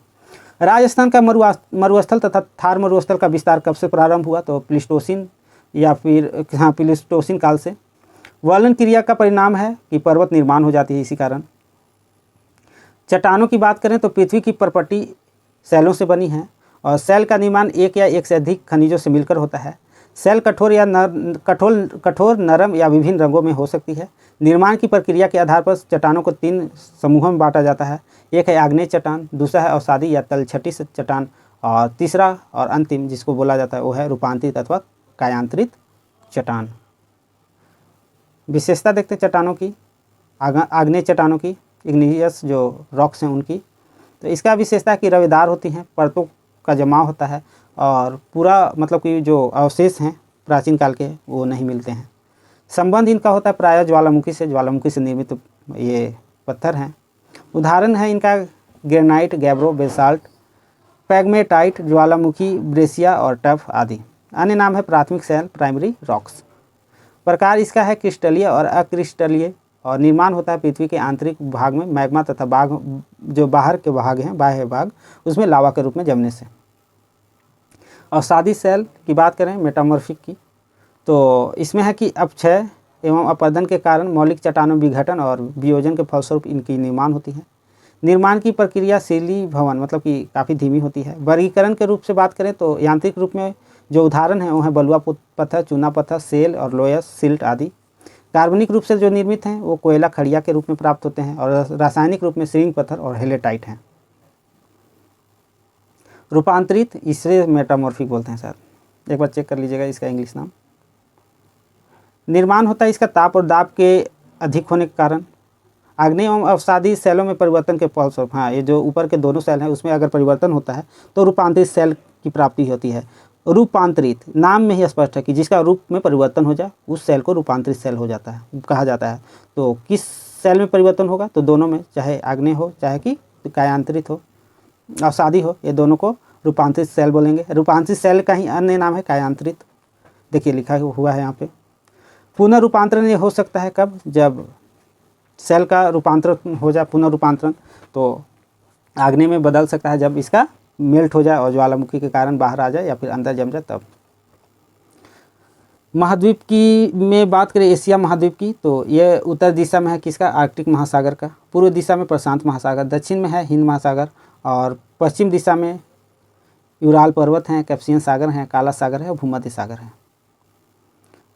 आग्नेय चट्टानों के रूपांतरण से बनी सेल, पहले ये देख लेते हैं चट्टान, इसके बाद देखेंगे सब महाद्वीप। तो इसके उदाहरण है ग्रेनाइट जो कि नीच में बदल जाती है, बेसाल्ट सिस्ट में, और बेसाल्ट और क्या में बदल सकती है तो एम्फीबोलाइट में। और सादी चट्टानों के रूपांतरण से बनी सेलें कौन कौन सी हैं, तो सेल से स्लेट, चूना पत्थर से संगमरमर, चाक एवं डोलोमाइट से भी संगमरमर, और बलुआ पत्थर से क्वार्टजाइट जो कि राजस्थान मिलेगी, और कांग्लोमरेट जो है उससे भी क्वार्टजाइट की प्राप्ति होती है। इसी प्रकार रूपांतरित चट्टानों का पुनः रूपांतरण से बनी सेल कौन है, तो स्लेट से फाइलाइट बन सकती है, फाइलाइट से सिस्ट और गैब्रो से सर्पेंटाइन। महाद्वीपों का क्षेत्रफल की बात करें तो सबसे पहला नंबर पे जो आता है महाद्वीप क्षेत्रफल की दृष्टि से वो है एशिया, इसके बाद अफ्रीका, इसके बाद उत्तरी अमेरिका, फिर दक्षिणी अमेरिका, अंटार्कटिका, यूरोप और लास्ट में ऑस्ट्रेलिया। यूरोप महाद्वीप की बात करें तो इसके उत्तर में आर्कटिक महासागर है, पूर्व में यूराल पर्वत, दक्षिण में भूमध्य सागर और पश्चिम में जो है वो है अटलांटिक महासागर। इसी प्रकार अफ्रीका के बारे में देखते हैं तो ये इसका वैश्विक स्थिति कैसा है, तो दूसरा विश्व का सबसे बड़ा दूसरा महाद्वीप है। विशेषता है कि विषुवत वृत्त, मकर वृत्त मतलब विषुवत रेखा, मकर रेखा और कर्क रेखा तीनों इससे गुजरते हैं। कुल देशों की संख्या है 54। और इस यूरेशिया से किस प्रकार ये पृथक होता है, अलग होता है, तो जिब्राल्टर जल संधि द्वारा, भूमध्य सागर द्वारा, स्वेज नहर, लाल नहर, अरब सागर, ये सभी के द्वारा। पूर्व में क्या है तो हिंद महासागर और पश्चिम में अटलांटिक महासागर। उत्तरी अमेरिका की बात करें तो इसका नामकरण कौन किया था, तो अमेरिगो वेस्पुकी, ये इनके नाम पे ही इसका नामकरण किया गया है। कुल देशों की संख्या 23। पूर्व में अटलांटिक महासागर है, पश्चिम में प्रशांत महासागर है, उत्तर में आर्कटिक महासागर है और बेरिंग जल संधि, ये क्या है तो उत्तरी महाद्वीप को एशिया महाद्वीप से पृथक करने वाली संरचना है, बेरिंग जल संधि। जल संधि मतलब क्या होता है, दो जल खंडों को जोड़ने वाला क्षेत्र। जो जैसे कि मान लीजिए इधर कोई समुद्र है, इधर कोई समुद्र है, इसके बीच में जो छोटा सा जलाशय, पतला सा संकर जलाशय जो है, ये अगर ये दोनों को जोड़ देता है तो इसको बोलेंगे जल संधि। ठीक। दक्षिणी अमेरिकी महाद्वीप की बात करें तो इसमें जो है पनामा जल संधि किसको अलग करती है, तो उत्तर अमेरिका और दक्षिण अमेरिका को। प्रशांत महासागर की बात करें तो प्रशांत महासागर और अटलांटिक महासागर, ये दोनों के बीच में कौन है तो दक्षिण अमेरिका। कुल देश कितने हैं तो 12, और सबसे बड़ा देश जो है वो है ब्राज़ील। अगर दक्षिण अमेरिका में आप देखें मैप में तो सबसे बड़ा देश आपको ब्राज़ील ही दिखेगा। लगभग वो 40% के आसपास अपना एरिया जो है कवर किया हुआ है, 30% के अप्रॉक्स में। महाद्वीपों की माध्य ऊंचाइयों के विशिष्ट तथ्य देखते हैं तो अंटार्कटिका महाद्वीप 1846 मीटर ऊंचाई पर है, किससे तो समुद्र तल से। उत्तरी और मध्य अमेरिका महाद्वीप 720 मीटर समुद्र तल से। अफ्रीका जो है 585, दक्षिणी अमेरिका 554, यूरोप 302, ऑस्ट्रेलिया 330 और एशिया 923 मीटर ऊपर है। महत्वपूर्ण तथ्य, दक्षिण अमेरिका, मध्य अमेरिका, मैक्सिको, वेस्ट इंडीज को संयुक्त रूप से क्या कहा जाता है तो लैटिन अमेरिका। याद रखिएगा, इंपॉर्टेंट फैक्ट। अंध महाद्वीप के रूप में प्रसिद्ध है अफ्रीका। क्षेत्रफल की दृष्टि से सबसे छोटा महाद्वीप है ऑस्ट्रेलिया। वैज्ञानिकों ने 8वें महाद्वीप के रूप में जिसकी खोज की है वो कौन है, जीलैंडिया, जो कि न्यूजीलैंड के आसपास में है। विश्व की पर्वत श्रेणियों की बात करें तो देखते हैं, पहले पर्वत श्रेणी किसे कहते हैं उसको पढ़ लेते हैं। तो पर्वत धरातल के ऊपर उठे हुए भागों के रूप में पहचाने जाते हैं जिनका ढाल जो है वो तीव्र होता है और शिखर संकुचित क्षेत्र वाला है। मतलब कि ये रहा कुछ पर्वत, इसका ढाल जो है वो काफ़ी तीव्र है और इसका जो ऊपरी हिस्सा है जिसको शिखर बोलते हैं वो संकुचित है, मतलब उसका क्षेत्रफल काफ़ी कम होता है। पर्वत क्षेत्र साधारणतः समुद्र तल से 1000 मीटर ऊंचाई वाले क्षेत्र होते हैं। विस्तार विश्व के लगभग 25% भाग पे पर्वत हैं और विश्व की कुल 12% जो जनसंख्या है वो पर्वतीय भाग में ही निवास करती है। आपको बता दें कि भारत में गिरिडीह यानी झारखंड के निकट स्थित पारसनाथ झारखंड के निकट जो गिरिडीह में स्थित है उसको क्या कहते हैं, तो पारसनाथ पहाड़ी। इसकी औसत ऊंचाई 1366 मीटर है और इसके जो शिखर है उसको बोलते हैं समेत शिखर। विश्व की प्रमुख पर्वत श्रेणियाँ कौन कौन सी हैं और उसके बारे में, प्रकार के बारे में भी पढ़ेंगे। तो मोरदार या वलित पर्वत कौन कौन से हैं और इसका निर्माण कैसे होता है, तो निर्माण को देखते हैं कि तो संपीड़न और वलन शक्तियों के कारण निर्माण होता है। विशेषता है कि विश्व के सर्वाधिक ऊंचे जो पर्वत हैं वो मोरदार या वलित पर्वत ही हैं। प्रमुख उदाहरण इनको दो रूपों में मिल सकता है, एक है एंडीज और रॉकीज। एंडीज की बात करें तो ये विश्व की सबसे लंबी पर्वत श्रेणी है और सर्वोच्च बिंदु मतलब जो शिखर है, जो पीक है, उसका नाम है अकांकागुआ। रॉकी पर्वत ये उत्तरी अमेरिका में है और इसकी जो शिखर है उसका नाम है माउंट एल्बर्ट। इसी प्रकार विश्व के प्रमुख नवीन वलित पर्वतों की बात करें तो हिमालय उसमें सर्वप्रमुख रूप से आता है, जो कि दक्षिण एशिया मतलब भारत के ऊपर सिरे पर स्थित है और इसका जो चोटी है वो है नेपाल में, जिसका नाम है माउंट एवरेस्ट या नेपाली भाषा में उसे सागर माथा भी बोलते हैं। दक्षिण आल्प्स पर्वतमालाएं की बात करें तो इसकी अवस्थिति न्यूजीलैंड और दक्षिणी द्वीप यानी कि पश्चिमी भाग पर है। सर्वोच्च चोटी है माउंट कुक, जिसको आवो राकी भी बोलते हैं। आल्प्स पर्वत की बात करें तो इसका विस्तार है फ्रांस, ऑस्ट्रेलिया, जर्मनी, स्विट्जरलैंड आदि में और इसके जो चोटी है उसको बोलते हैं मोंट ब्लैंक। अन्य तथ्य हैं कि रॉकी एवं एटलस पर्वत उदाहरण है वलित पर्वत के। पर्वतों का सागर किसे कहा जाता है, तो ब्रिटिश कोलंबिया पठार को। व्हाइट पर्वत स्थित है कैलिफोर्निया मतलब यूएसए में। अपलेशियन एक प्राचीन पर्वत है जिसका निर्माण हुआ था कैलिडोनियन युग में। ब्लैक पर्वत अवस्थित है मतलब कहाँ स्थित है, तो नॉर्थ कैरोलिना प्रांत मतलब कि यूएसए में। गुम्दाकार पर्वत की बात करें तो इसका निर्माण होता है ज्वालामुखी क्रिया या स्थलीय उभार से। उदाहरण है संयुक्त राष्ट्र अमेरिका का सिंसिनाटी उभार, ब्लैक हिल्स और बिग हॉर्न्स। जापान का फ्यूजियामा और इक्वाडोर का कोटोपैक्सी, ये सब ज्वालामुखी पर्वत के भी उदाहरण हैं, ज्वालामुखी केंद्र के भी उदाहरण हैं। यहाँ से फ्यूजियामा क्या है, तो यहाँ ज्वालामुखी पाया जाता है और इक्वाडोर का कोटोपैक्सी यहाँ भी ज्वालामुखी पाया जाता है, सक्रिय ज्वालामुखी। मिश्रित या जटिल पर्वत की बात करें तो इसके उदाहरण हैं संयुक्त राज्य अमेरिका का सीरा नेवादा और एनाकोंडा, ये पर्वत श्रेणियों का उदाहरण है। अवशिष्ट पर्वत इसकी निर्माण अपदन शक्तियों द्वारा प्रारंभिक पर्वतों के घर्षित हो जाने के परिणाम स्वरूप होते हैं, जो कि यूरोप में पेनाइल पर्वत है, अपलेशियन पर्वत यूएसए में है और अरावली पर्वत जो कि आपके ज़्यादातर विस्तार राजस्थान के क्षेत्र में है वो भारत में पाया जाता है, अरावली पर्वत। इसी प्रकार बात करें आपका अवरोधी या ब्लॉक पर्वत की, उससे पहले देख लेते हैं महत्वपूर्ण तथ्य। स्पेन एवं फ्रांस के मध्य जो सीमा बनाता है वो पर्वत का नाम है पिरेनीज पर्वत। एनिपाइन पर्वत स्थित है इटली में। माउंट टिटलिस स्थित है स्विट्जरलैंड में। रूस एवं यूरोप का सर्वोच्च पर्वत का जो पर्वत है उसका नाम है माउंट एल्ब्रूस, पर्वत चोटी है ये। अफ्रीका का सबसे ऊंचा पर्वत है माउंट किलिमंजारो जो कि तंजानिया देश में स्थित है।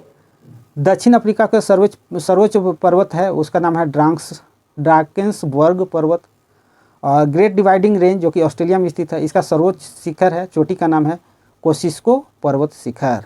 अवरोधी या ब्लॉक पर्वत, इसका निर्माण तनाव या खिंचाव शक्तियों के कारण होता है। विशेषता है भ्रंश या दरार बनना। उदाहरण है कैलिफोर्निया का सियरा नेवादा पर्वत, जर्मनी का ब्लैक फॉरेस्ट और फ्रांस का वासजेस पर्वत। पठारों की बात करें तो पठार किसे कहते हैं, तो पठार भूपटल के द्वितीय श्रेणी के उच्चावच के प्रमुख उदाहरण हैं। पठारों का स्थान ऊंचाई की दृष्टि से पर्वतों के बाद और क्षेत्रीय विस्तार की दृष्टि से मैदानों के बाद आता है। समस्त भूपटल पर लगभग 33% पर पठार फैले हुए हैं। निर्माण की प्रक्रिया कैसे होता है देखें। हिमानी पठार, इसका निर्माण होता है विस्तृत हिमानियों द्वारा पर्वतीय भागों के अपरदन कार्य द्वारा घिस कर सपाट पठार का निर्माण करना। इसका उदाहरण है जर्मनी में प्रसिया का पठार, भारत में कश्मीर प्रांत में मर्ग या मार्ग की रचना। जलकृत पठार की बात करें तो इसका निर्माण होता है पृथ्वी के लंबवत संचलन के कारण उत्स वलन मतलब वलन तथा नदी द्वारा निक्षेप दोनों क्रियाओं से। इसके उदाहरण भारत में विंध्य पठार, शिलोंग पठार, म्यांमार पठार, औसान का पठार मिलता है। साथ ही साथ पवनकृत पठार भी पाए जाते हैं। इसके उदाहरण पाकिस्तान का पोटावर पठार और चीन का लोएस पठार है।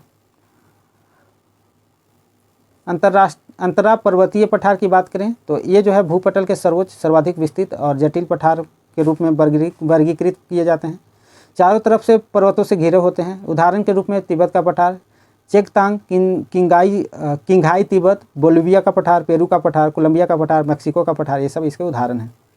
गिरिपद पठार के रूप में देखें तो पर्वतों के आधार पर स्थित होते हैं। उदाहरण है संयुक्त राज्य अमेरिका जिसमें कि पिडमांट का पठार आता है, और दक्षिण अमेरिका में पेंटागोनिया का पठार आता है।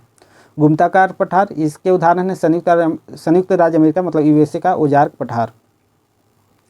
महाद्वीपीय पठार ये भारतीय महाद्वीप में भी पाए जाते हैं, भारत में भी पाए जाते हैं, जो कि अरब का पठार अरब में मतलब कि आपका जो पश्चिम भाग है भारत का, उसमें जो देश आते हैं सऊदी अरब, ओमान, यूएई, ये सब वो सब में पाए जाते हैं। और ऑस्ट्रेलिया का पठार ऑस्ट्रेलिया में पाया जाएगा।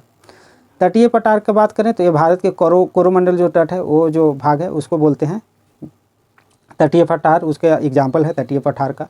ज्वालामुखी पठार इसके एग्जाम्पल हैं कोलंबिया का पठार जो कि संयुक्त राज्य अमेरिका मतलब यूएसए में है, और प्रायद्वीपीय भारत का पठार भी इसका एग्जाम्पल है। महत्वपूर्ण तथ्य क्या है, तो दक्षिण अमेरिका में खनिजों का भंडार क्षेत्र, इसको किस रूप में विभाजित करते हैं, क्या बोलते हैं, तो पेंटागोनिया का जो पठार है वो खनिजों से काफ़ी परिपूर्ण है, भरा हुआ है।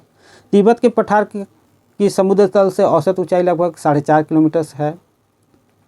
संसार का छत या विश्व का छत किसे बोलते हैं, तो पामीर के गांठ यानी पठार को, जो कि तिब्बत, माउंट एवरेस्ट और हिमालय ये तीनों के गठजोड़ से बनता है। टेलीग्राफिक पठार का हिस्सा है उत्तरी अटलांटिक महासागर का, इसी का हिस्सा है। ज्वालामुखी की बात करें तो ज्वालामुखी वो स्थान है जहाँ से गैस, राख, तरल, चट्टानी पदार्थ, लावा आदि पृथ्वी से के धरातल से निकलकर मतलब पृथ्वी के आंतरिक भागों से निकलकर धरातल के ऊपर आ जाते हैं, भूभाग के ऊपर आ जाते हैं। ज्वालामुखी से क्या क्या चीज़ें निकलती हैं, तो H2O सबसे अधिक मात्रा में, फिर कार्बन डाइऑक्साइड, नाइट्रोजन, सल्फर, ये सब गैस हुए। प्रसुप्त ज्वालामुखी की क्या विशेषता है, मतलब कि अभी तो वो सुप्त है, कभी भी निकल सके, उसको प्रसुप्त बोलते हैं। इसकी विशेषता है कि दीर्घ काल से उद्भेदन नहीं हुआ है, मतलब विस्फोट नहीं हुआ है, लावा नहीं निकल रही है, लेकिन इसका उद्भेदन मतलब विस्फोट होने की आशंका बनी हुई रहती है। उदाहरण के रूप में देख सकते हैं माउंट सेंट हेलेंस जो कि यूएसए में है, अमेरिका में है। अन्य नाम के रूप में आप देख सकते हैं द फ्यूजियामा ऑफ अमेरिका, इसी का नाम है। किसका, माउंट सेंट हेलेंस को क्या नाम से जाना जाता है, और तो the Fujiyama of America, Fujiyama भी है, दूसरे जगह पे है। प्रायः विस्फोट तथा उद्भेदन किस में होता है, तो सक्रिय ज्वालामुखी में। किलायु जो कि वर्तमान संसार का सर्वाधिक सक्रिय ज्वालामुखी है, उसका नाम है किलायु। ओजो सेल्साडो विश्व का सबसे ऊंचा सक्रिय ज्वालामुखी पर्वत है। और मोना लोवा की बात करें तो आकार की दृष्टि से पृथ्वी पर सबसे बड़ी सक्रिय ज्वालामुखी है मोना लोवा। मृत ज्वालामुखी का उदाहरण देखते हैं, तो इसमें विस्फोट प्रायः बंद हो गया है और भविष्य में भी संभावना बहुत कम है।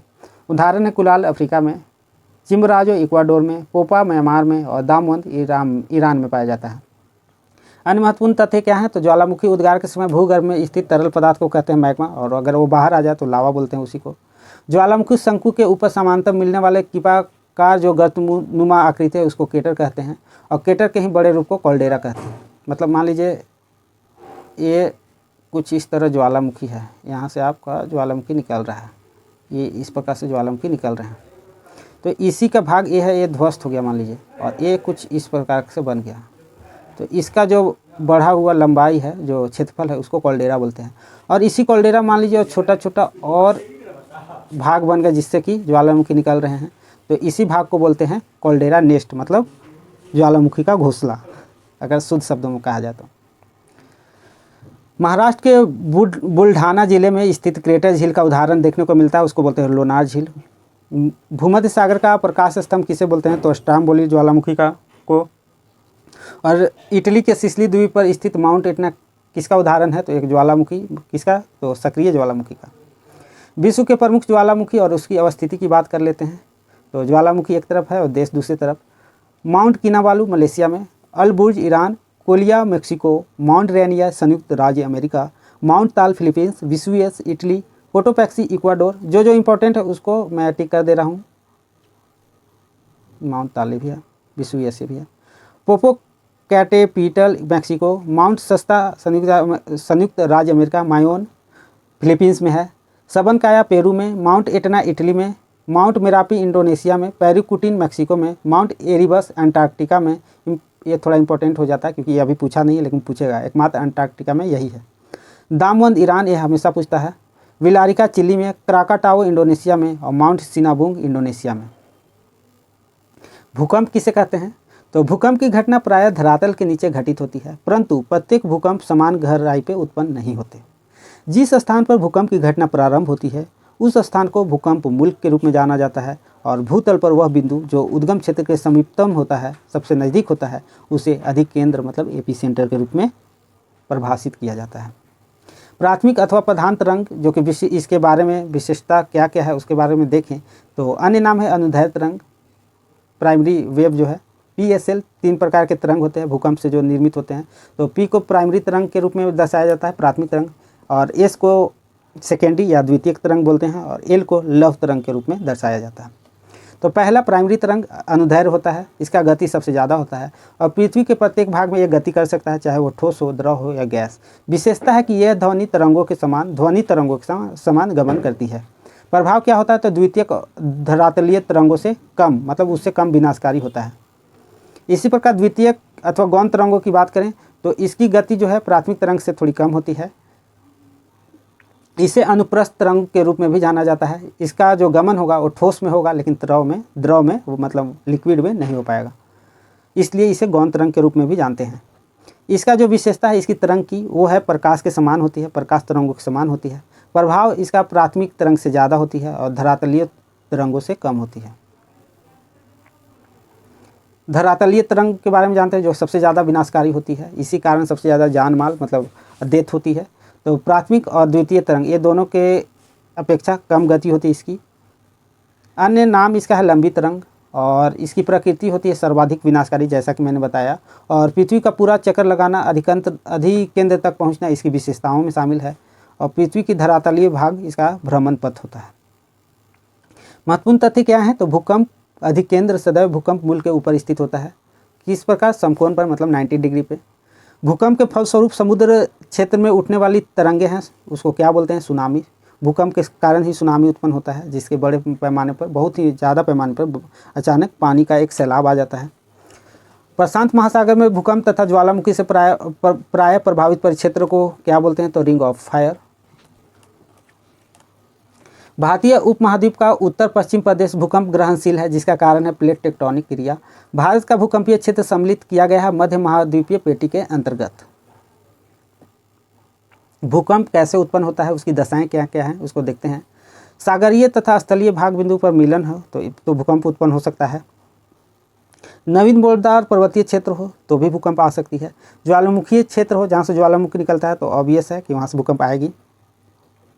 विनाशी प्लेट सीमाओं का अपसरण होता है, मतलब वहाँ पे क्षेपित होता है, डूबते हों उसके अंदर जाते हों किसी प्लेट के अंदर, तो वहाँ से गलन होगा प्लेट का, मतलब कि वो गलेगा।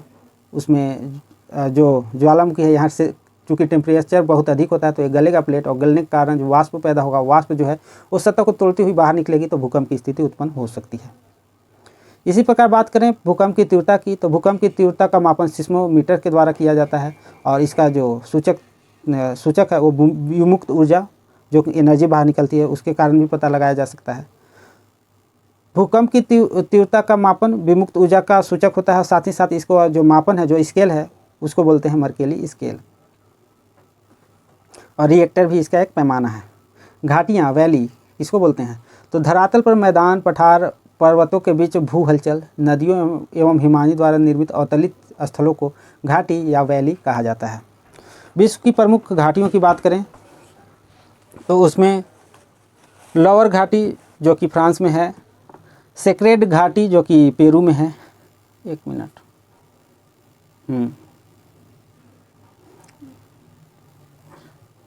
कहाँ थे हम लोग, ये देख लिए थे ना, इसी को हम लोग देख रहे थे, चलिए देख लेते हैं इसको। आ गया। प्रमुख घाटियाँ में लोअर घाटी देख लिए थे फ्रांस में, सेक्रेड घाटी पेरू में, रैबिट घाटी संयुक्त राज्य अमेरिका मतलब USA, ब्लैकवुड घाटी ऑस्ट्रेलिया, स्वात घाटी पाकिस्तान, पो घाटी इटली, चुंबी घाटी भारत, भूटान और तिब्बत, ये तीनों के सीमाओं के पास स्थित है। चितवन घाटी नेपाल में, और लोयल तो फ्रांस में देख लीजिए। राजाओं की घाटी ये कहाँ पे है तो मिस्र यानी इजिप्ट में, जो कि नील नदी के पश्चिमी किनारे पर स्थित है, और अन्य नाम के रूप में इसे जो पुकारा जाता है वो है वादी एल मुलुक। प्लीजेंट घाटी मतलब प्लीजेंट घाटी कहाँ पे है तो USA में। सिलिकॉन वैली कहाँ पे है तो कैलिफोर्निया मतलब कि संयुक्त राष्ट्र अमेरिका, और भारत का सिलिकॉन वैली किसको बोलते हैं तो बेंगलुरु को। एब्रो घाटी स्पेन में, पंजसीर घाटी काबुल के उत्तर मतलब अफगानिस्तान में, और टेलर घाटी अंटार्कटिका में। मरुस्थल की बात करें तो पृथ्वी के स्थल भाग के शुष्क व अर्ध शुष्क भाग हैं क्या तो मरुस्थल। यह मुख्यतः उपोष्ण उच्च दाब क्षेत्रों में पाए जाते हैं, और ऐसा क्षेत्र जहाँ वार्षिक वर्षा 25 सेंटीमीटर से कम हो उसको भी मरुस्थल की श्रेणी में रखा जाता है। और इसको मुख्यतः दो भागों में बांटा जाता है। एक दो प्रकार में बांटा जाता है। पहला प्रकार है उष्णकटिबंधीय मरुस्थल और दूसरा है शीतोष्णकटिबंधीय मरुस्थल। उष्णकटिबंधीय महाद्वीपों को पश्चिम में 15 से 30 डिग्री उत्तर में मिलेंगे और उत्तरी अक्षांश और दक्षिण में बात करें तो 15 से 30 डिग्री दक्षिणी अक्षांश के मध्य स्थित व्यापारिक पवन पेटी में पाए जाते हैं। शीतोष्ण की बात करें तो 30 से 60 डिग्री उत्तर और दक्षिण अक्षांश के मध्य पाए जाएंगे। इसके उदाहरण है गोबी मरुस्थल जो कि मंगोलिया चीन में है और पैंटागोनिया मरुस्थल अर्जेंटीना चिली में है। सहारा मरुस्थल। सहारा मरुस्थल विश्व का सबसे बड़ा मरुस्थल है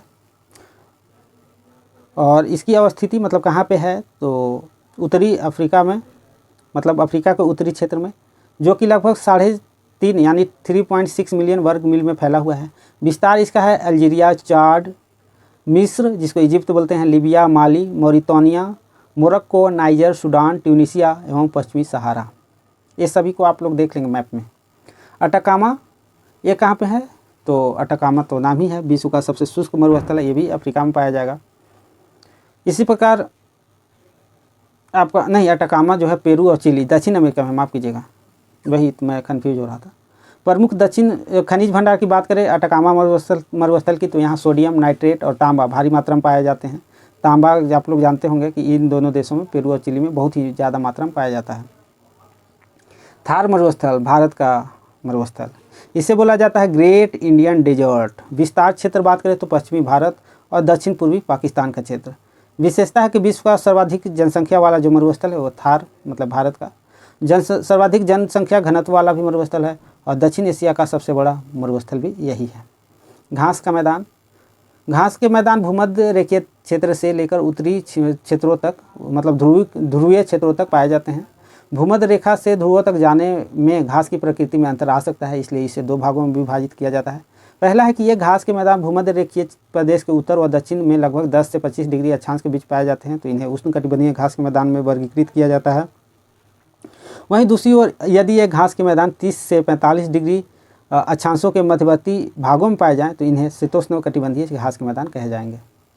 विश्व के प्रमुख घास के मैदान मैप पर दिए हुए हैं, कहाँ कहाँ पे हैं देख सकते हैं आप लोग। इधर ग्रीनलैंड है, यहाँ पे ये आपका कुछ कनाडा का भाग हो गया, कनाडा और अमेरिका यहाँ पे देख सकते हैं, अमेरिका इधर आ जाता है अमेरिका। और ये प्रेयरी देख सकते हैं कि आप अमेरिका में ही आएगा यूएसए में। इधर आपका दक्षिण अमेरिका में क्या क्या है वो देख सकते हैं। और साथ ही साथ आप इधर देख सकते हैं टुंड्रा में लाइट लगता है कि चली गई है, इसलिए थोड़ा अंधेरा है, मैनेज कीजिए। और फिर इधर देख सकते हैं आप लोग सवाना जो कि अफ्रीका में है, वेल्ड भी, और नीचे डाउन्स जो कि ऑस्ट्रेलिया में पाया जाएगा। इसी प्रकार घास की मैदान की बात करें तो अब देखते हैं प्रमुख घास के मैदान और महाद्वीप या देश जहाँ पाए जाते हैं। तो लानोज कहाँ पाया जाएगा तो दक्षिण अमेरिका में। स्टेपिस यूरेशिया मतलब यूरोप और एशिया दोनों में। प्रेयरीज उत्तरी अमेरिका में। वेल्ड दक्षिण अफ्रीका में। पैम्पास यहाँ होना चाहिए, कैंपास नहीं, ये दक्षिण और पूर्व ब्राज़ील में। पंपास तो कैंपास और पंपास दोनों अलग अलग है ना। पंपास जो है अर्जेंटीना, ब्राज़ील, उरुग्वे, और सेल्वास जो है वो अमेजन बेसिन जो कि ये भी ब्राज़ील के आसपास में ही पाया जाएगा। अन्य महत्वपूर्ण तथ्य क्या है तो ऑस्ट्रेलिया में पाए जाने वाला शीतोष्ण कटिबंधीय घास के मैदान को डाउन्स कहते हैं। आप लोग जानते हैं कि वर्ल्ड मैप में जो है ये ऑस्ट्रेलिया वो नीचे पाया जाता है, तो नीचे का मतलब क्या होता है डाउन, और डाउन कहाँ होगा तो ऑस्ट्रेलिया में यानी डाउन्स, ऐसे याद कर सकते हैं। सवाना घास मैदान फैले हुए हैं पूर्वी अफ्रीका में। प्रेयरीज, पंपास, वेल्ड, स्टेपिस एवं डाउन्स घास के मैदान उदाहरण है शीतोष्ण कटिबंधीय घास के मैदान में, मतलब जहाँ ठंड अधिक है वहाँ। इसी प्रकार एक मिनट वीडियो ऑन कर देता हूँ। इसी प्रकार देख सकते हैं आप लोग अरेनिको बेसिन जो कि वेनेजुएला और कोलंबिया के मध्य में पाया जाता है। ब्राज़ील, वेलीज एवं होंडुरास के अतिरिक्त भारत के दक्षिणी भागों में पाए जाने वाला जो घास का मैदान है उसको सवाना प्रकार का घास के मैदान में रखा जाता है। और उत्तरी गोलार्ध में स्थलीय विस्तार अधिक होने के कारण वह मैदान जिसका विस्तार कहीं कहीं 50 डिग्री उत्तरी अक्षांश तक भी पाया जाता है वो सब पाए जाते हैं शीतोष्ण कटिबंधीय घास के मैदान के रूप में। इसी प्रकार विश्व के देश और उनकी सीमाओं की बात करें तो देख लेते हैं कहाँ कहाँ पे क्या है। तो हॉर्न ऑफ अफ्रीका जो कि सोमाली प्रायद्वीप में शामिल है, उसमें कौन कौन से देश आते हैं तो सोमालिया, जिबूती, इथोपिया और इरिट्रिया, ये चारों देश हॉर्न ऑफ अफ्रीका के नाम से जाने जाते हैं। स्कैंडिनेवियन की बात करें, ये सब जितने भी है विश्व के देश और सीमाएं, इसमें जो भी पाए जाते हैं मोस्ट इंपॉर्टेंट है, ये सभी एग्जाम्स में आएंगे तो ध्यान से इसको देखेंगे। स्कैंडिनेवियन प्रायद्वीप की बात करें तो इसमें उत्तरी फिनलैंड, नॉर्वे और स्वीडन, ये तीनों को शामिल किया जाता है। इसी प्रकार ग्रेट ब्रिटेन की बात करें तो इसमें इंग्लैंड, वेल्स और स्कॉटलैंड, ये तीनों को मिलाकर ग्रेट ब्रिटेन कहते हैं। और ग्रेट ब्रिटेन में आयरलैंड को शामिल नहीं किया जाता है, याद रखिएगा। कैस्पियन सागर से जो देश सीमा साझा करते हैं उसमें रूस, अजरबैजान, ईरान, तुर्कमेनिस्तान और कजाकिस्तान है। अफगानिस्तान से जो देश सीमा साझा करते हैं उसके उत्तर में कौन कौन से देश हैं तो तुर्कमेनिस्तान, उज्बेकिस्तान, ताजिकिस्तान। दक्षिण में बात करें या दक्षिण पूर्व में तो पाकिस्तान है। उत्तर पूर्व में चीन और भारत है और पश्चिम दिशा में ईरान। अभी फ़िलहाल अगर देखा जाए प्रैक्टिकल रूप में तो भारत से सीमा साझा नहीं होता है, क्योंकि जो पीओके है, पाक ऑक्युपाइड कश्मीर, वो पाकिस्तान ने हथियार रखा है, उससे कब्जा कर रखा है, तो इसलिए भारत का अभी व्यवहारिक रूप से सीमा साझा नहीं होता है। लेकिन जो पीओके है वो भारत का अभिन्न अंग है, इसलिए हम लोग मानेंगे कि भारत का सीमा अफगानिस्तान से भी लगता है। इसी प्रकार अब हम लोग देखते हैं आपका, हाँ ये देख रहे थे हम लोग, अफगानिस्तान तक हो गया था। अब देखते हैं महत्वपूर्ण तथ्य। तो दक्षिण एशिया के क्षेत्रों में क्षेत्रफल की दृष्टि से सबसे छोटा देश जो है वो मालदीव है, जो कि भारत के नीचे में आपका पश्चिम भाग में स्थित है। देख सकते हैं, मान लीजिए ये भारत है तो यहाँ पे मालदीव मिलेगा आपको और इधर मिलेगा श्रीलंका। ठीक, इसी प्रकार भारत के साथ सबसे लंबी स्थलीय सीमा बनाने वाला जो देश है वो बांग्लादेश है। सर्बिया और मैसिडोनिया पूर्णतः हैं एक स्थलबद्ध मतलब कि लैंडलॉक कंट्री, इसके उदाहरण हैं। मेलानेशिया, माइक्रोनेशिया और पॉलिनेशिया कहाँ पे पाए जाते हैं तो ओशनिया के उपसमूह है। ओशनिया मतलब कि ऑस्ट्रेलिया के आसपास में पाए जाएंगे। सर्वाधिक उत्तरी दक्षिणी अक्षांशीय लंबाई सीमा वाला दक्षिण अमेरिकी देश क्या है तो उसका नाम है चिली। आप देखिएगा कि अगर मान लीजिए कुछ इस प्रकार दक्षिण अमेरिका है तो इधर आपका चिली पाया जाएगा, ऐसे इस प्रकार से चिली है। ठीक, ये देख लिए। कजाकिस्तान एवं तुर्कमेनिस्तान में स्थित वह रेगिस्तान जो कैस्पियन सागर के पूर्व में तथा अमू दरिया नदी के पश्चिम में फैला हुआ है उसको क्या बोलते हैं तो कराकुम रेगिस्तान। ग्रेट विक्टोरियन मरुस्थल स्थित है तो पश्चिमी ऑस्ट्रेलिया और दक्षिण ऑस्ट्रेलिया मतलब ऑस्ट्रेलिया में। दस्त एक कबीर मरुस्थल है ईरान में। उज्बेकिस्तान, तुर्कमेनिस्तान एवं कजाकिस्तान में स्थित है किजीलकुम मरुस्थल। तकलामकान तो चीन में है, ये एक प्रकार का मरुस्थल है, तो शीत मरुस्थल का उदाहरण है जहाँ ठंड अधिक है। और शीत मरुस्थल का उदाहरण भारत में कौन सा है तो उसको लद्दाख के रूप में जान सकते हैं आप। अब हम लोग देखते हैं आपका, हाँ ये तो यहाँ तक हो चुका था, तकलामकान तक। तकलामकान जो है चीन के किस प्रांत में आता है तो झिंजियांग या फिर यूबर प्रांत, झिंजियान यूबर पूरा नाम है इसका। अब देखते हैं ग्रीनलैंड के बारे में। ग्रीनलैंड काफ़ी इंपॉर्टेंट है, इसके खोजकर्ता एरिक द रेड थे। 1380 में डेनमार्क का अधिकार यहाँ होता है। वैश्विक स्थिति में देखें तो विश्व का सबसे बड़ा द्वीप है कौन तो ग्रीनलैंड। विशेष तथ्य देखें तो आपका राजनीतिक रूप से यूरोप महाद्वीप में स्थित है, राजनीतिक रूप से जो अधिकार है, और भौगोलिक रूप में उत्तरी अमेरिका महाद्वीप में आता है। 85% जो इसका भाग है वो बर्फ़ से ढका हुआ है। और स्थिति की बात करें तो आइसलैंड के निकट है और उत्तरी अटलांटिक महासागर में है।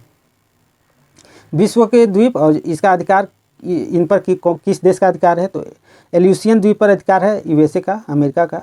बियर द्वीप पर नॉर्वे का, फ्रेंच जोसेफ द्वीप पर रूस का और आर्जोस द्वीप पर पुर्तगाल का। यहाँ इंपॉर्टेंट फैक्ट क्या है तो अधीन या निर्भर क्षेत्र वह क्षेत्र होता है जिसके पास एक राष्ट्र के रूप में पूर्ण राजनीतिक स्वतंत्रता या संप्रभुता नहीं होती है तथा इन्हें शासक राष्ट्र की मुख्य भूमि का हिस्सा भी नहीं माना जाता है। ठीक, डोमिनियन स्टेटस की वो बात कर रहा है। इसके बाद चलिए हम लोग देखते हैं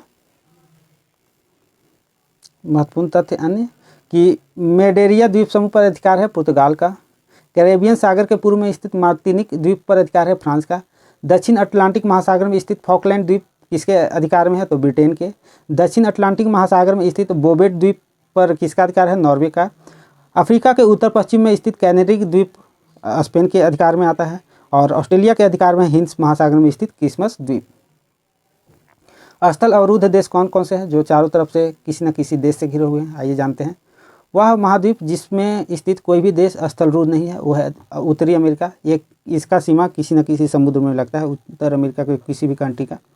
दक्षिण पूर्व एशिया में एकमात्र स्थल अवरुद्ध देश है लाओस, कंबोडिया, ये सब मिलेंगे आपके कहाँ पे, तो आपका जो म्यांमार का नीचे के क्षेत्र है वहीं पे मिलेंगे लाओस, कंबोडिया, और फिर नीचे जाइएगा तो आपका मलेशिया, ये सब सारे मिलेंगे।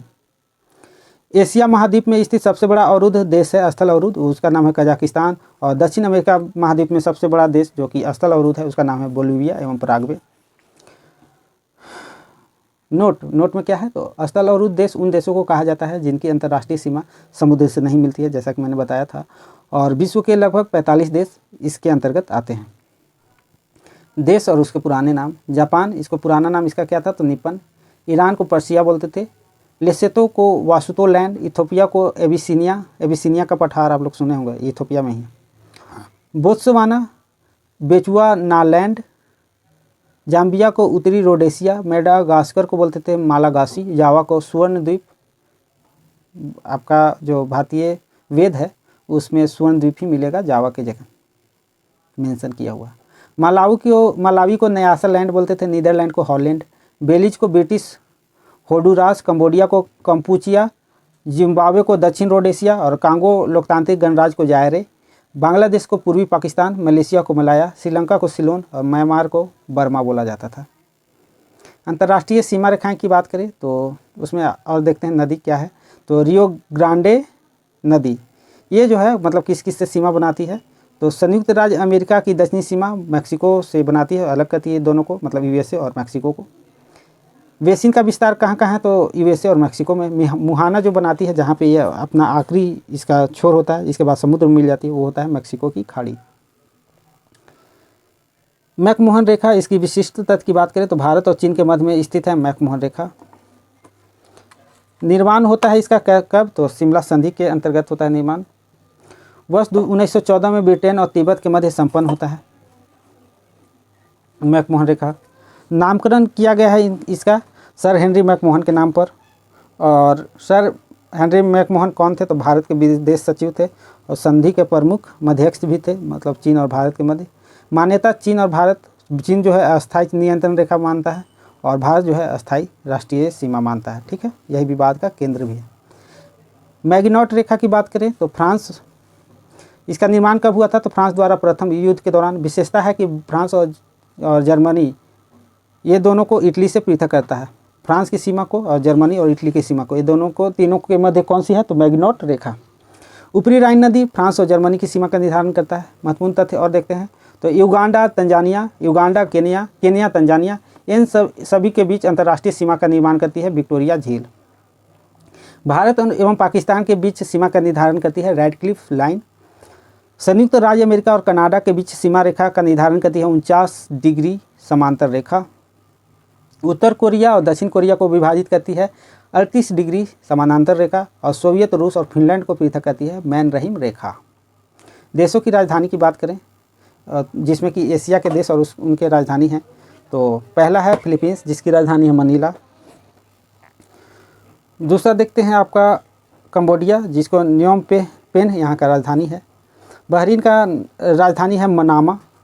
श्रीलंका का राजधानी है श्री जयवर्धने पुराकोटे। दमिश्क सीरिया की राजधानी है। सऊदी अरब की राजधानी रियाद। उत्तर कोरिया का प्योंगयांग। किर्गिस्तान का बिश्केक। कजाकिस्तान का नूर सुल्तान। सियोल जो है दक्षिण कोरिया की राजधानी है और जेरूसलम इजराइल की। कजाकिस्तान की राजधानी नूर सुल्तान और तुर्कमेनिस्तान की राजधानी अशगाबत है या अशगाबात भी बोल सकते हैं। ओसनिया यानी कि ऑस्ट्रेलिया जो कॉन्टिनेंट है, महाद्वीप है, उसमें देखते हैं कौन कौन से देश हैं और उसकी राजधानी कौन है। तो फिजी इसकी राजधानी है सुवा। देश जो ऑस्ट्रेलिया है उसकी कैनबेरा। पपुआ न्यू गिनी का पोर्ट मोरिस्वी। न्यूजीलैंड का वेलिंगटन। माइक्रोनेशिया का पालीकीर। यूरोप और उसमें पाए जाने वाले देश और राजधानी की बात करें तो इसमें है आयरलैंड, डबलिन इसकी राजधानी है। बेल्जियम का ब्रुसेल्स। जर्मनी का बर्लिन। बेलारूस का मिन्स्क। डेनमार्क का कोपेनहेगन, फिनलैंड का हेलसिंकी, आप लोग देखे होंगे किसमें, ये सब नाम सुनेंगे आपको बताएंगे। प्रोफेसर मनी हिस्ट जो वेब सीरीज है उसमें हेलसिंकी नाम रहता है। लिस्बन भी नाम रहता है जो कि पुर्तगाल की राजधानी है। ओस्लो जो कि नॉर्वे की राजधानी है उसको भी नाम रहता है। बाकी तो आप लोग टोक्यो वगैरह को पसंद करते ही होंगे। अब देखते हैं देश कनाडा, इसका राजधानी है ओटावा। निकारागुआ, इसकी राजधानी है मानागुआ। ये सब जो है कैरेबियन देश हैं, उसकी देश और राजधानी है। मैक्सिको का मैक्सिको सिटी, ये तो बताया आपको। क्यूबा का हवाना सिंड्रोम, पता कीजिएगा क्या है, गूगल पे सर्च कीजिएगा। होंडुरास तेलुसिगल्पा, बाप रे नाम तो गजब है। संयुक्त राष्ट्र अमेरिका वाशिंगटन डीसी, इसका कौन नहीं जानता। ब्राज़ील की राजधानी ब्राज़ीलिया। बोलिविया की राजधानी लापाज। पेरू का लीमा। इक्वाडोर का जो है क्विटो है, क्वेटो पाकिस्तान में भी है, जहाँ ओसामा बिन लादेन जो है उसको मारा गया था, जो नेवी सील ऑपरेशन था यूएसए का, उसके द्वारा। अर्जेंटीना का ब्यूनस आयर्स राजधानी है। अब आते हैं अफ्रीका महाद्वीप के प्रमुख देश और राजधानियों के बारे में। नैरोबी भी आ गया, ये भी जो है मनी हिस्ट में एक कैरेक्टर थी। तो देखते हैं, केन्या का नैरोबी, युगांडा का कंपाला, घाना का अकरा, सोमालिया का मोगादिशु, तंजानिया का डोडोमा नहीं, डोडोमा, नॉट दोदोमा, मिस्र का काहिरा, सेशेल्स का विक्टोरिया, बोत्सवाना जो है उसकी राजधानी गैबोरोन, दक्षिण अफ्रीका का प्रिटोरिया और केपटाउन, 2 राजधानियां हैं प्रमुख रूप से, और जाम्बिया का लुसाका। विश्व के नगर की बात करें तो दक्षिण अफ्रीका के उत्तर पश्चिम प्रांत और एलैंड्स नदी एवं पिलानेसबर्ग पर्वत के मध्य अवस्थित जो सिटी है उसको नाम है सन सिटी।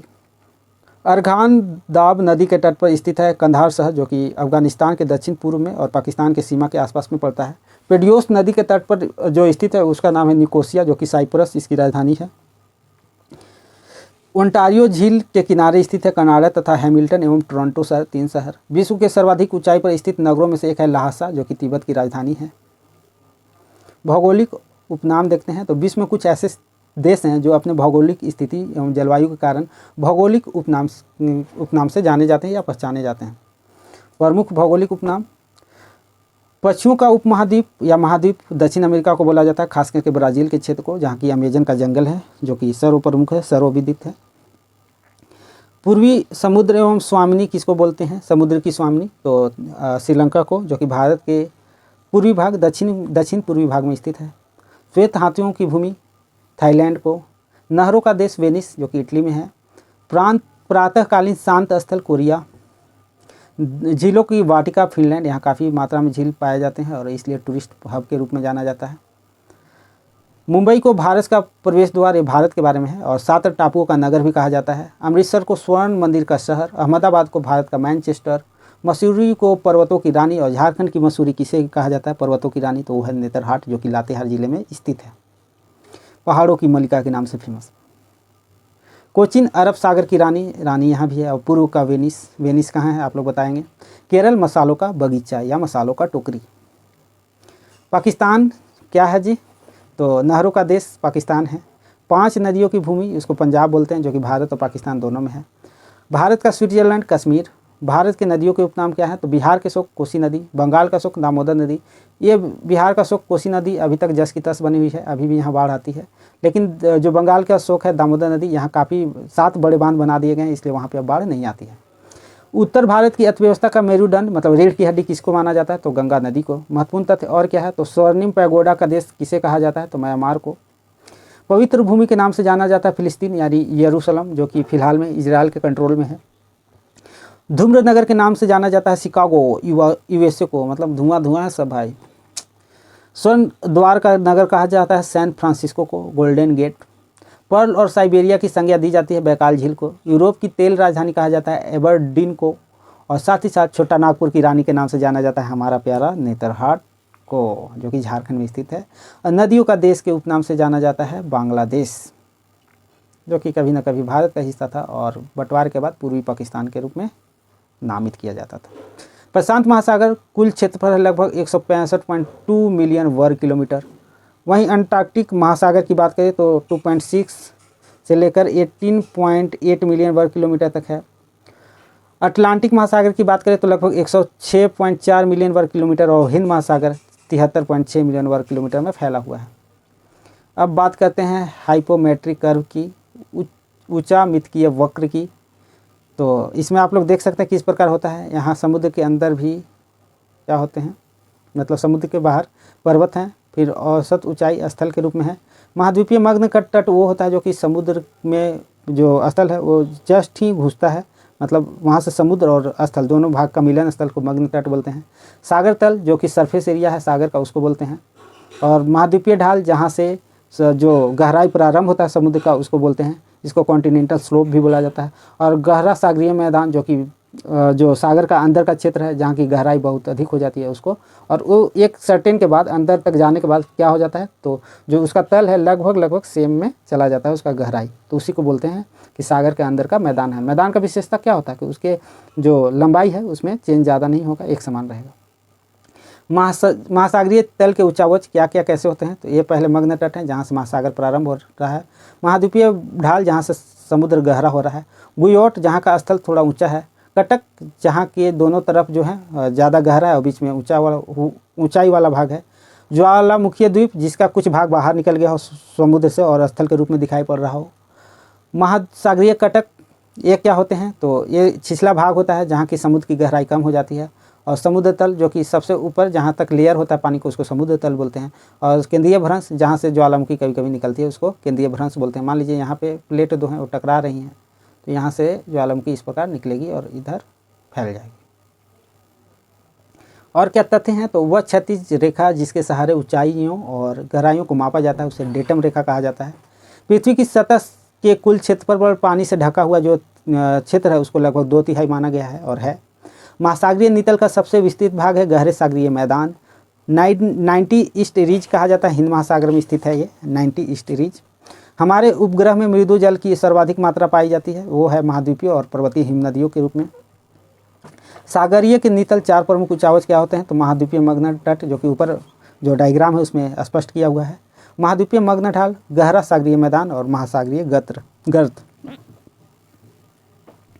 विश्व के प्रमुख सागर देखते हैं। पृथ्वी की सतह पर लगभग 70% से अधिक क्षेत्र में फैला सागर खारे पानी का एक सतत निकाय है। पृथ्वी पर जलवायु को संयमित करने, भोजन और ऑक्सीजन प्रदान करने में सहायक है। साथ ही साथ जैव विविधता को बनाए रखने और परिवहन के क्षेत्र में सागर आवश्यक भूमिका निभाते हैं। विश्व के प्रमुख सागर देख सकते हैं कौन कौन से हैं। बहुत सारे सागर हैं, छोटे बड़े बहुत सारे सागर हैं, देख सकते हैं। अलास्का की खाड़ी है जो कि प्रशांत महासागर का क्षेत्र है। यहाँ इधर आप आ जाइएगा तो ये आपका अटलांटिक महासागर का क्षेत्र हो जाएगा।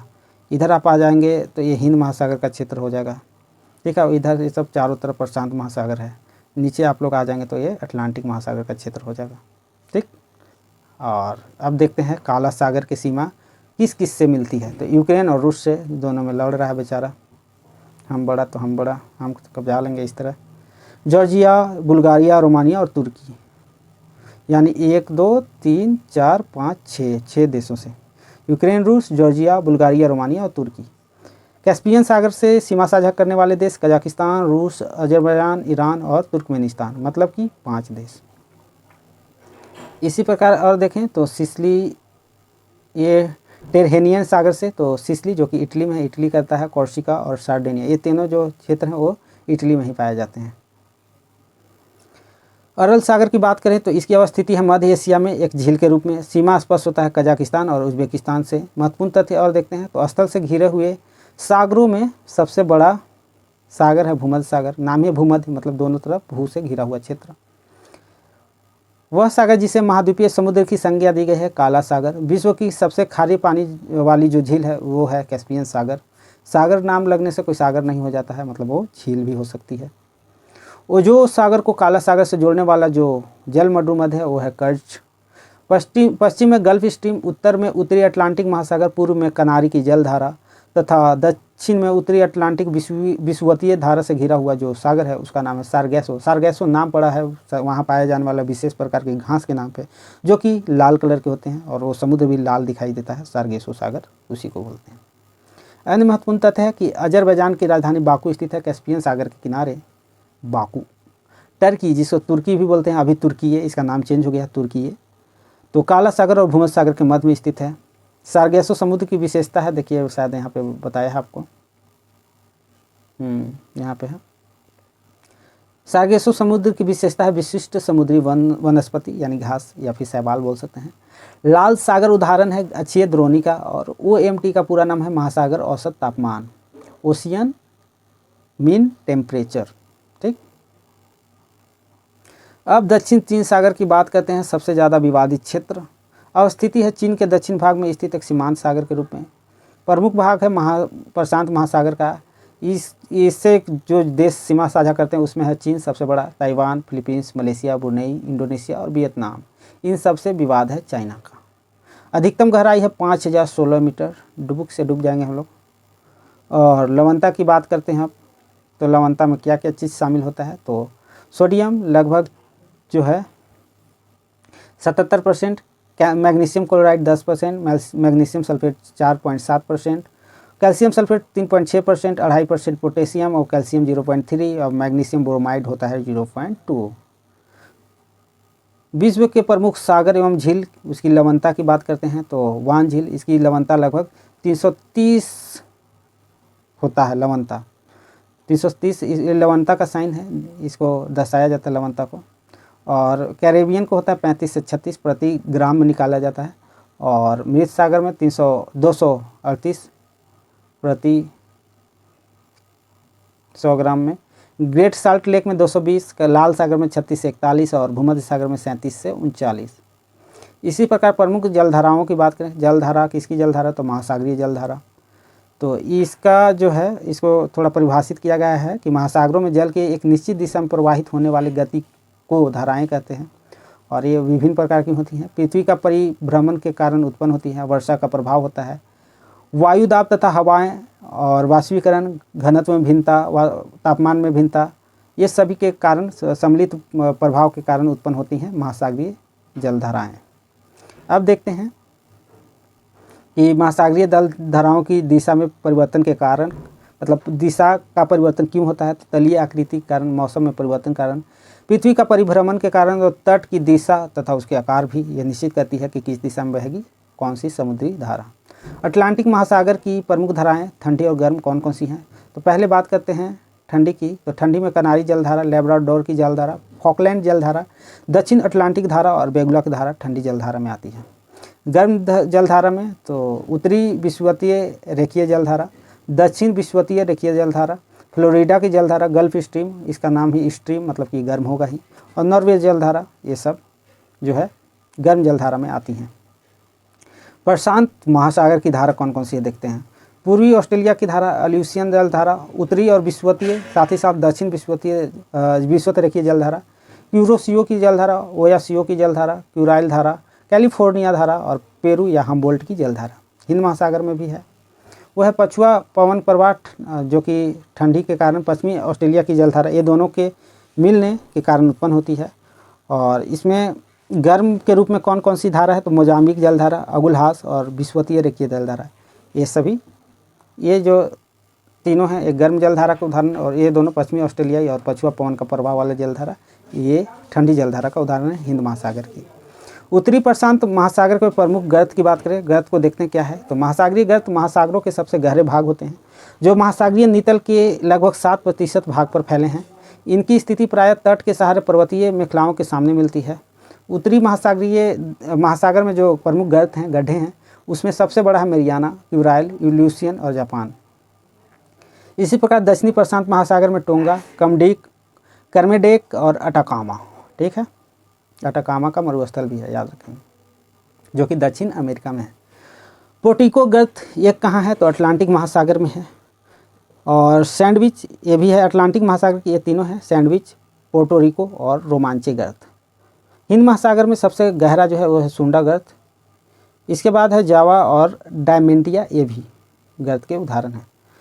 प्रमुख तथ्य क्या हैं, तो विश्व का सबसे गहरा जो गर्त है उसको मेरियाना या चैलेंजर के नाम से जाना जाता है, जो कि 11,033 मीटर गहरा है, जिसमें कि जो हिमालय है, पूरा हिमालय तो डुबुक से डूब सकता है, मतलब आसानी से उसे डुबाया जा सकता है। हिमालय को इस प्रकार डुबाएंगे तो इतना गहरा है कि इतना भाग खाली ही रह जाएगा, यानी यहाँ तक पानी आ जाएगा, ठीक, पता भी नहीं चलेगा कहाँ गया। हिंद महासागर का सबसे गहरा गर्त है वो है जावा गर्त है, माफ़ कीजिएगा, और सुंडा भी है, वो शायद द्वितीय नंबर पे है। परीक्षा उपयोगी तथ्य है कि महासागरों की औसत लवणता लगभग 35 होती है। महासागरीय जल की लवणता में सर्वाधिक योगदान होता है सोडियम क्लोराइड का, और जल प्रवणता लवणता की प्रवणता को दर्शाता है किससे, तो हेलोक्साइन से। सर्वाधिक लवणता पाई जाती है असल द्वीप में, लगभग 348 हेलोक्साइन।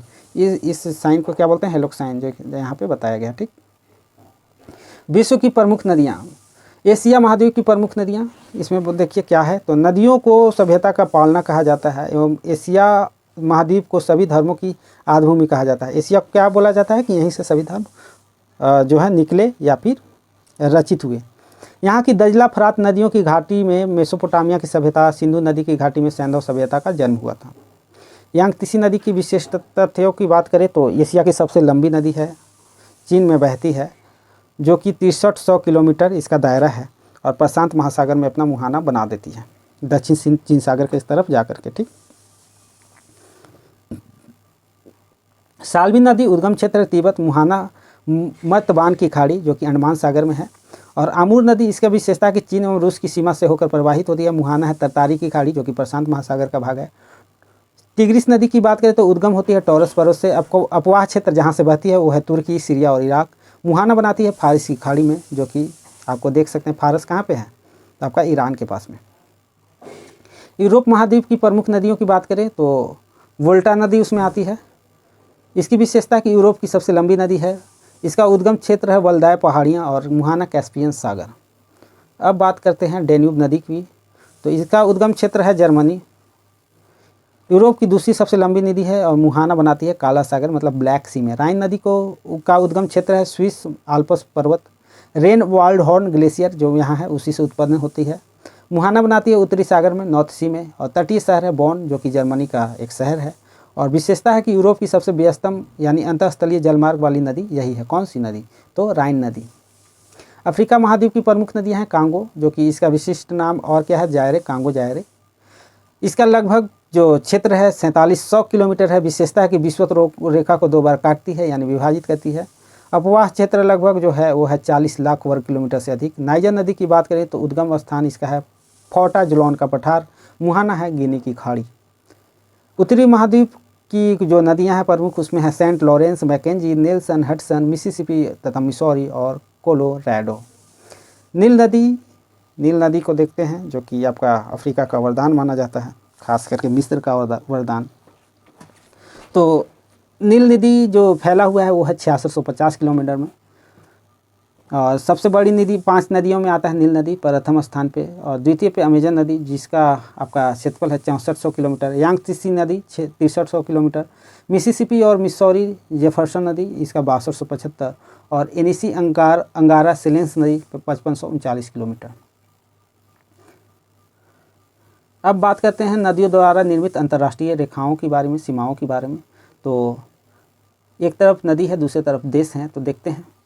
सत अल अरब ईरान और इराक के मध्य दोनों भयानक राष्ट्र। यालू उत्तरी कोरिया और चीन के मध्य में, दोनों के दोनों डिक्टेटरशिप वाले थोड़े से, खास करके उत्तर कोरिया। महाकाली जो है यानी काली नदी के नाम से भी फेमस है, ये भी थोड़ा विवाद का स्थिति बनाया है। तो भारत और नेपाल के मध्य है। कालादान भारत और म्यांमार में कालादान प्रोजेक्ट भी है, इसको भी देख सकते हैं आप। नीपर बेलारूस और यूक्रेन के मध्य। ऑरेंज जो है नदी नामीबिया एवं दक्षिण अफ्रीका। कांगो गणराज्य और कांगो लोकतांत्रिक गणराज्य, ये दोनों पहले एक ही राष्ट्र थे। ड्यूरो पुर्तगाल और स्पेन। महत्वपूर्ण तथ्य है कि अपवाह क्षेत्र की दृष्टि से विश्व की सबसे लंबी नदी जो है वो है 17 लाख वर्ग किलोमीटर में फैली हुई अमेजन नदी। अफ्रीका की वह नदी जो मकर रेखा को 2 बार काटती है लिम्पोपो नदी के नाम से जानी जाती है। हिमानी झील इटास्का का स्रोत है मिसिसिपी नदी। म्यांमार की जीवन धारा के नाम से जो जानी जाती है उस नदी का नाम है इरावती नदी, इसी पे पुल बना रहा है भारत। इटली की गंगा किसे कहते हैं, तो पो नदी को पो कहाँ है, तो इटली में। पश्चिमी रूस के टूला से निकलकर एजोव सागर में गिरती है, उस नदी का नाम है डोन। वह 2 नदियाँ जिनके परस्पर मिलने के फलस्वरूप नील नदी का आविर्भाव यानी निर्माण होता है, तो वो दोनों के नाम में नील तो है लेकिन नीला नीला नहीं है, नीली नीली आँखें नहीं है। एक आँख श्वेत है मतलब श्वेत नील, और दूसरा का नाम नीला आँख यानी कि नीली नील। नीली और सफ़ेद दोनों नीली और सफ़ेद मिलने के बाद नील नदी बना देती है। वह नदी जो महान झीलों को अटलांटिक महासागर से जोड़ती है, उस नदी का नाम है सेंट लॉरेंस नदी, यूएसए। ब्राज़ील एवं पराग्वे की सीमा का निर्धारण करने वाली नदी का नाम है प्राना। प्राना एक प्रकार की मछली भी है और इस नदी में पुराने प्रकार की जो मछलियां हैं वो काफ़ी ज़्यादा मात्रा में पाई जाती हैं। यूरोपीय नदियों के किनारे स्थित नगर रोम, टाइबर नदी के किनारे, ये बहुत इंपॉर्टेंट है, सब देखेंगे। बर्लिन स्प्री नदी, पेरिस सीन नदी, क्यू नियर नदी और रॉटरडैम राइन नदी। एशियाई नदियों के किनारे स्थित जो नगर हैं वो है हनोई, जो कि लाल नदी के किनारे स्थित है।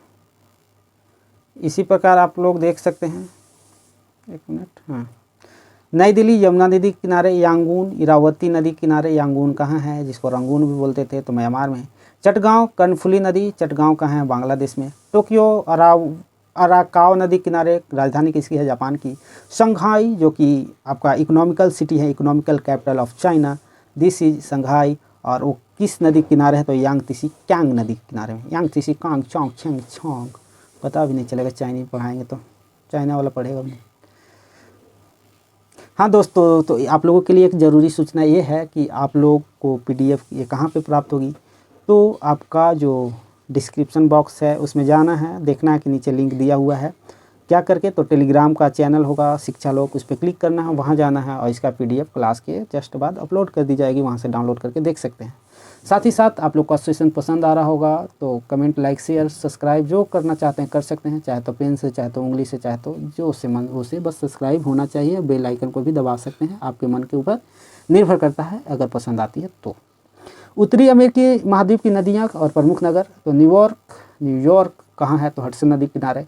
क्यूबेक सिटी सेंट लॉरेंस नदी किनारे। न्यू ऑर्लियंस मिसिसिपी नदी किनारे। और ओटावा नदी किनारे में, ओटावा।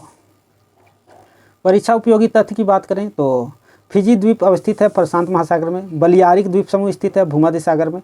विश्व का सबसे बड़ा नदी द्वीप माजुली संबंधित है ब्रह्मपुत्र नदी से। असम में पूरा का पूरा जिला घोषित किया गया है इस द्वीप को।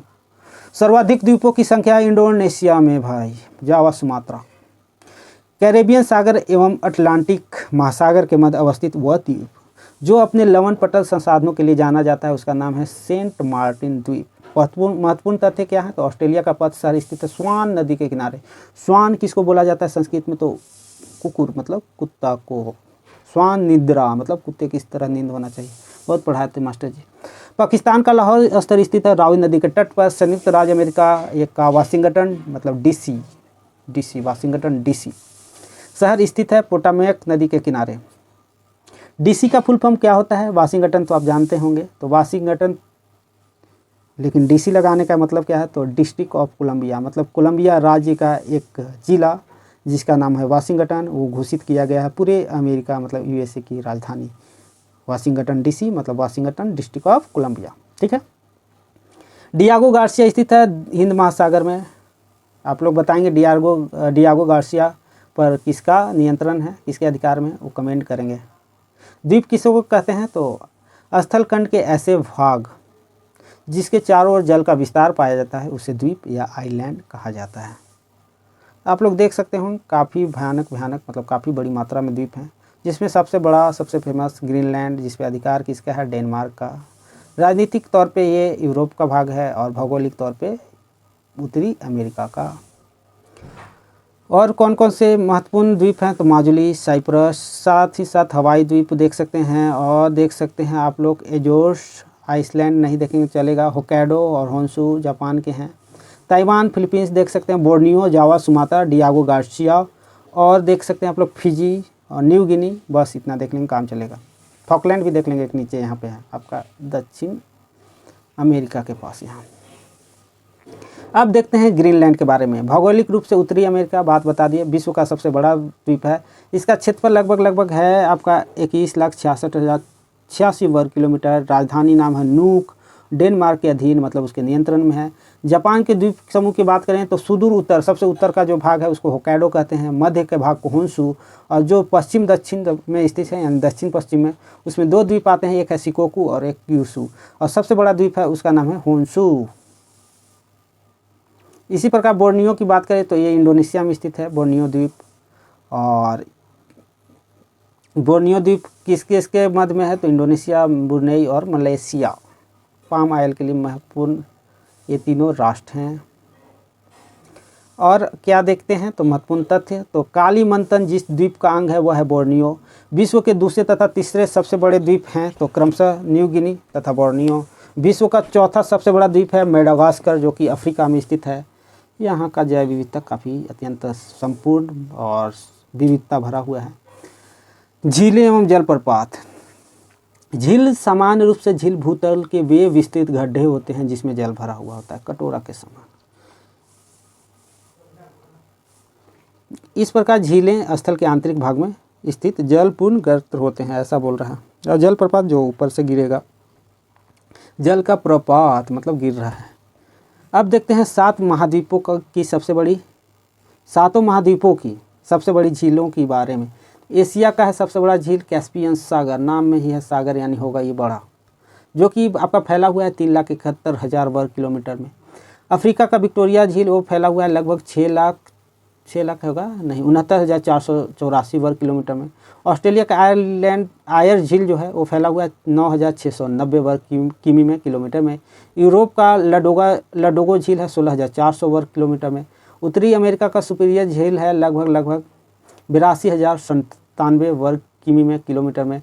दक्षिण अमेरिका का टिटिकाका झील है 8300 वर्ग किलोमीटर में। और अंटार्कटिका का बोस्टोक झील लगभग है 15,690 वर्ग किलोमीटर में फैला हुआ विस्तृत है। सतह के क्षेत्रफल की दृष्टि से विश्व की 5 सबसे बड़ी झीलें जो हैं वो है कैस्पियन सागर, नाम में है सागर, सुपीरियर ताजे पानी का झील, विक्टोरिया, ह्यूरॉन और मिशिगन। थंडरबे यानी कनाडा में सुपीरियर किस में है तो कनाडा, और डुलूथ संयुक्त राज्य अमेरिका, ये दोनों के मध्य में है यानी सीमा बनाता है। टोरंटो जो कि ओंटारियो जो है स्थित है, टोरंटो कनाडा और हैमिल्टन कनाडा दोनों के बीच मतलब है कनाडा में ही। मिशिगन शिकागो के केवल ये में है, पास में है। इरी के पास कौन कौन से शहर हैं, टोलेडो यूएसए में। क्लीवलैंड इसी से नाम पड़ा होगा। क्लीवलैंड जो है वो संयुक्त राज्य अमेरिका यूएसए, और बफेलो ये भी यूएसए में भैंस होता है बफेलो मतलब। लवास जो है यूएसए यहाँ पे, और केसविले ये दोनों किसके किनारे हैं तो आपका ह्यूरॉन जो है झील उसके किनारे। महान झील ग्रेट लेक्स बोला जाता है इन सबों को मिला करके। अब चलिए देखते हैं पांचों के अलावा विश्व की 5 सबसे गहरी झील। डूबने वाला बैकाल पहला नंबर पे, टांगानिका दूसरा, कैस्पियन सागर तीसरा। यार कट गया, 1 मिनट आ जाएगा कोई दिक्कत नहीं। आजा दिल पुकारे, अच्छा आ गया, सुनता है अच्छा लड़का है। अच्छा आ गया।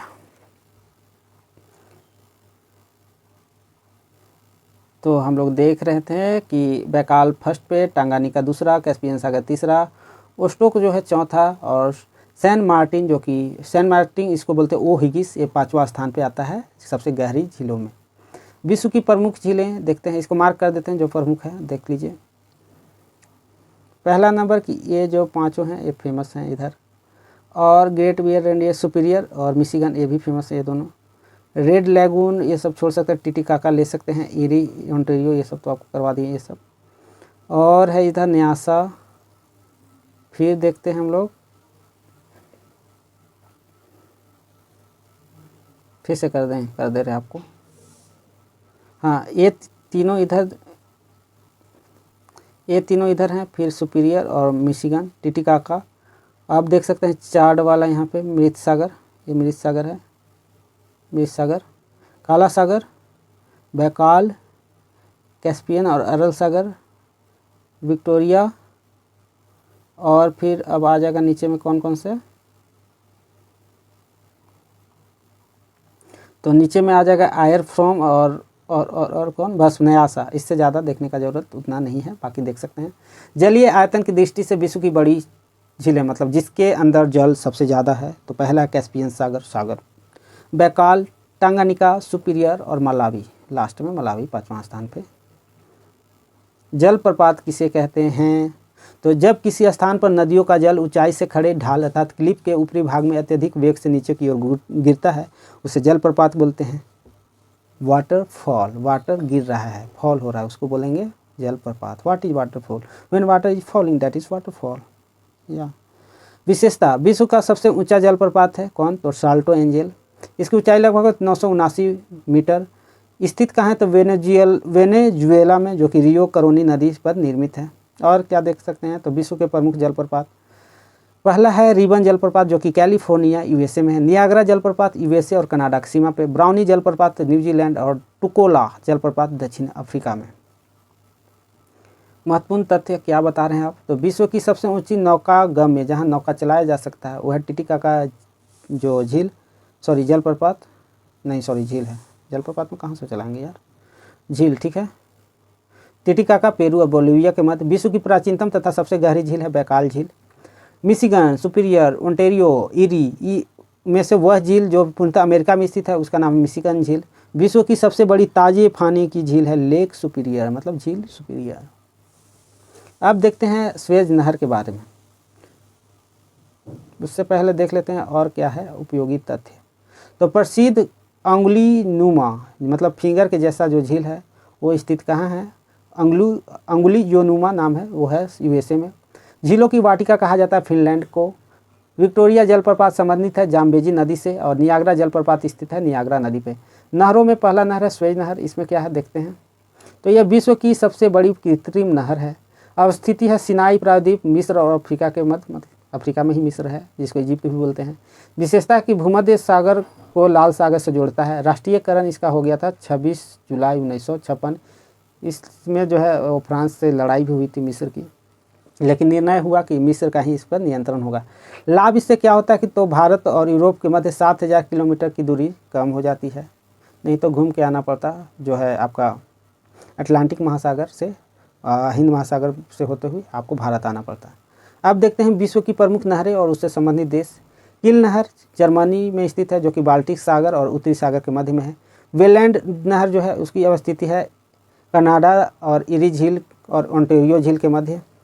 उत्तरी सागर की बात करें सागर नहर की, तो इसकी अवस्थिति है जर्मनी जिसके एम्स्टर्डम और उत्तरी सागर इस दोनों के मध्य में, एम्स्टर्डम वहाँ का शहर है।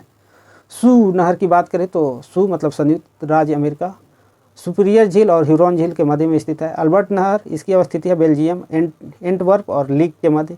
वोल्गा डॉन नहर ये रूस का स्टालिन गार्ड और रोस्टो ये इसके मध्य में स्थित है, मतलब कि वोल्गा जो है वोल्गा डॉन नहर वो पूरे तरह से रूस में ही स्थित है।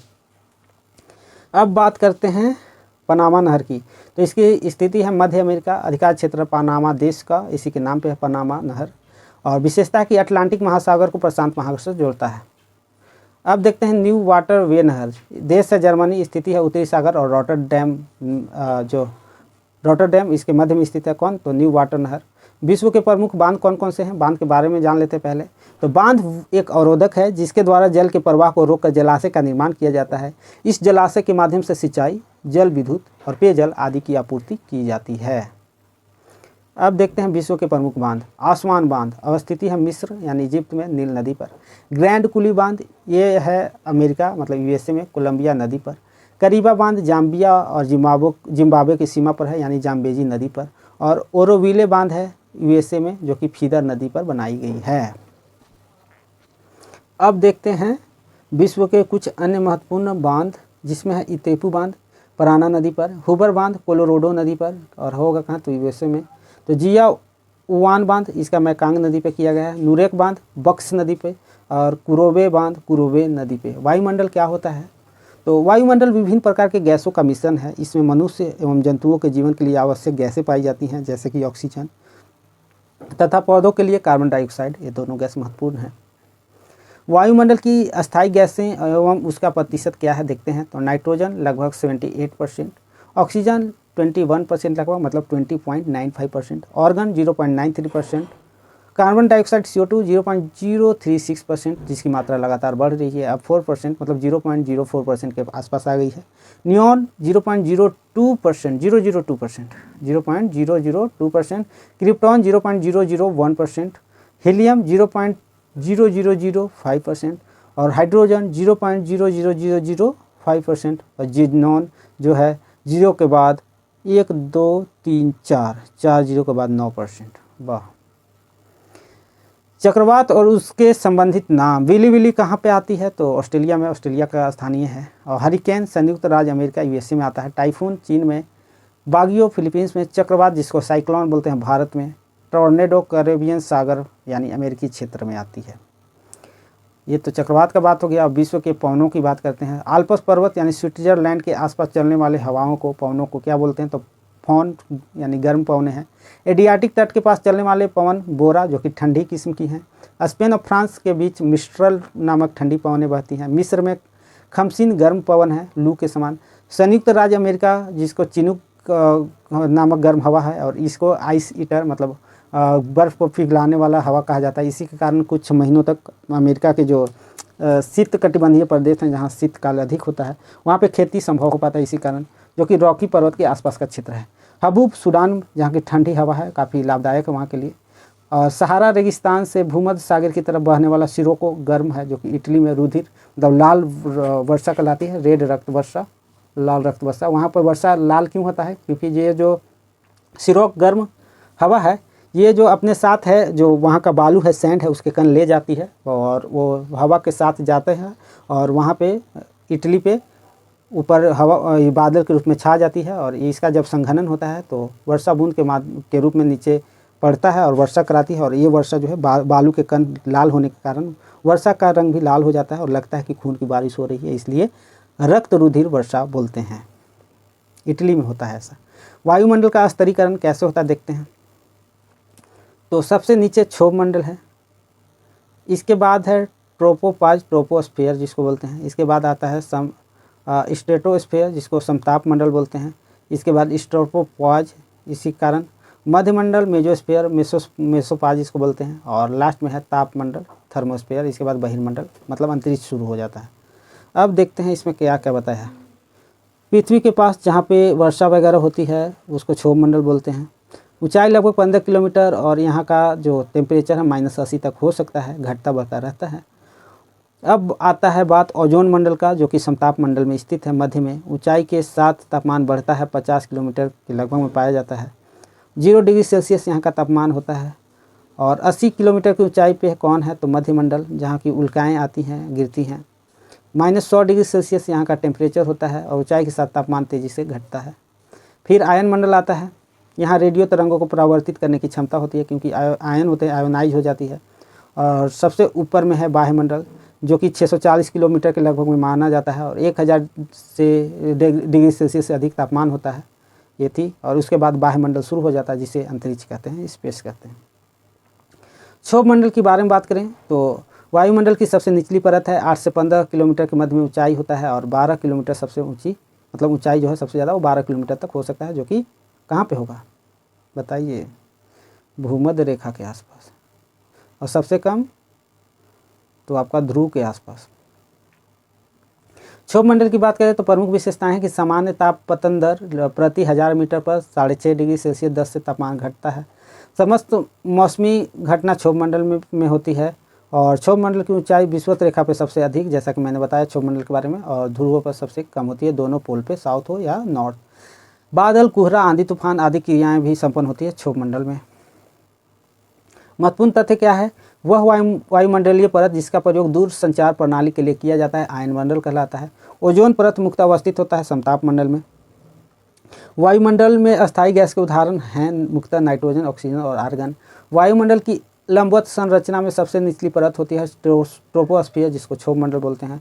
ओजोन के बारे में जानते हैं, मतलब ओजोन परत के बारे में, तो इसकी अवस्थिति है समताप मंडल के निचले भाग में, जो 15 से 35 किलोमीटर की ऊंचाई पे।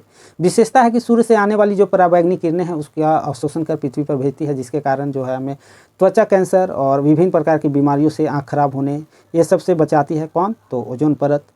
ओजोन O3 के रूप में दर्शाया जाता है, इसको O3, इसी को ओजोन बोलते हैं, ऑक्सीजन का 3 अणु।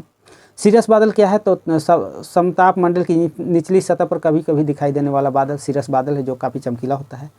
स्ट्रेटोपॉज क्या है, तो समताप मंडल की ऊपरी सीमा को स्ट्रेटोपॉज कहा जाता है। समताप मंडल अब देखते हैं, इसका विशेष तथ्य है तो व्यावसायिक जेट विमानों के उड़ान के लिए आदर्श स्थिति प्रदान करता है, उसको बोलते हैं समताप मंडल।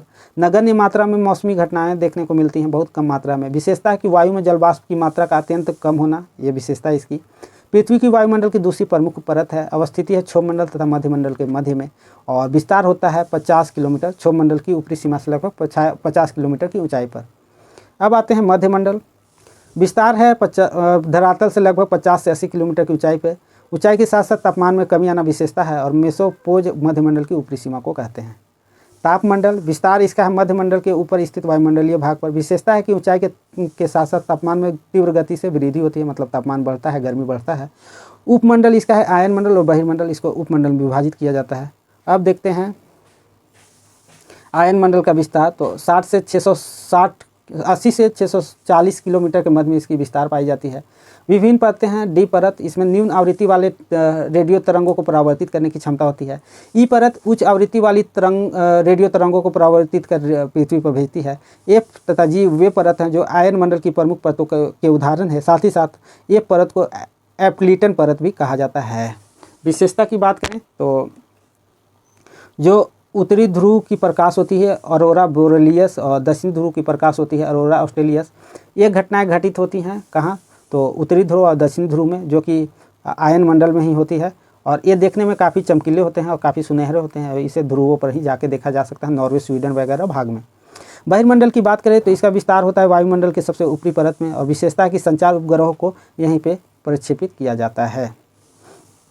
तो ये था पूरा वर्ल्ड ज्योग्राफी का मैराथन सेशन। कैसा लगा आप लोग ज़रूर बताइएगा। और आप लोग चैनल में इसी तरह बने रहें, सब्सक्राइब करें, शेयर करें, लाइक करें, जो मन करता है वो करें। और आप लोग सपोर्ट करते रहें, मन से पढ़ें और सभी कंपटीशन को फेस करें, उसको निकालें। यही शुभकामना रहेगा हमारी और हम सब फैमिली की तरफ से, मतलब इस शिक्षा लोक फैमिली की तरफ से। तो चलिए मिलते हैं नए समय, नए उमंग और नए जोश के साथ नए सेशन में। तब तक के लिए जय हिंद, जय जोहार, भारत माता की जय।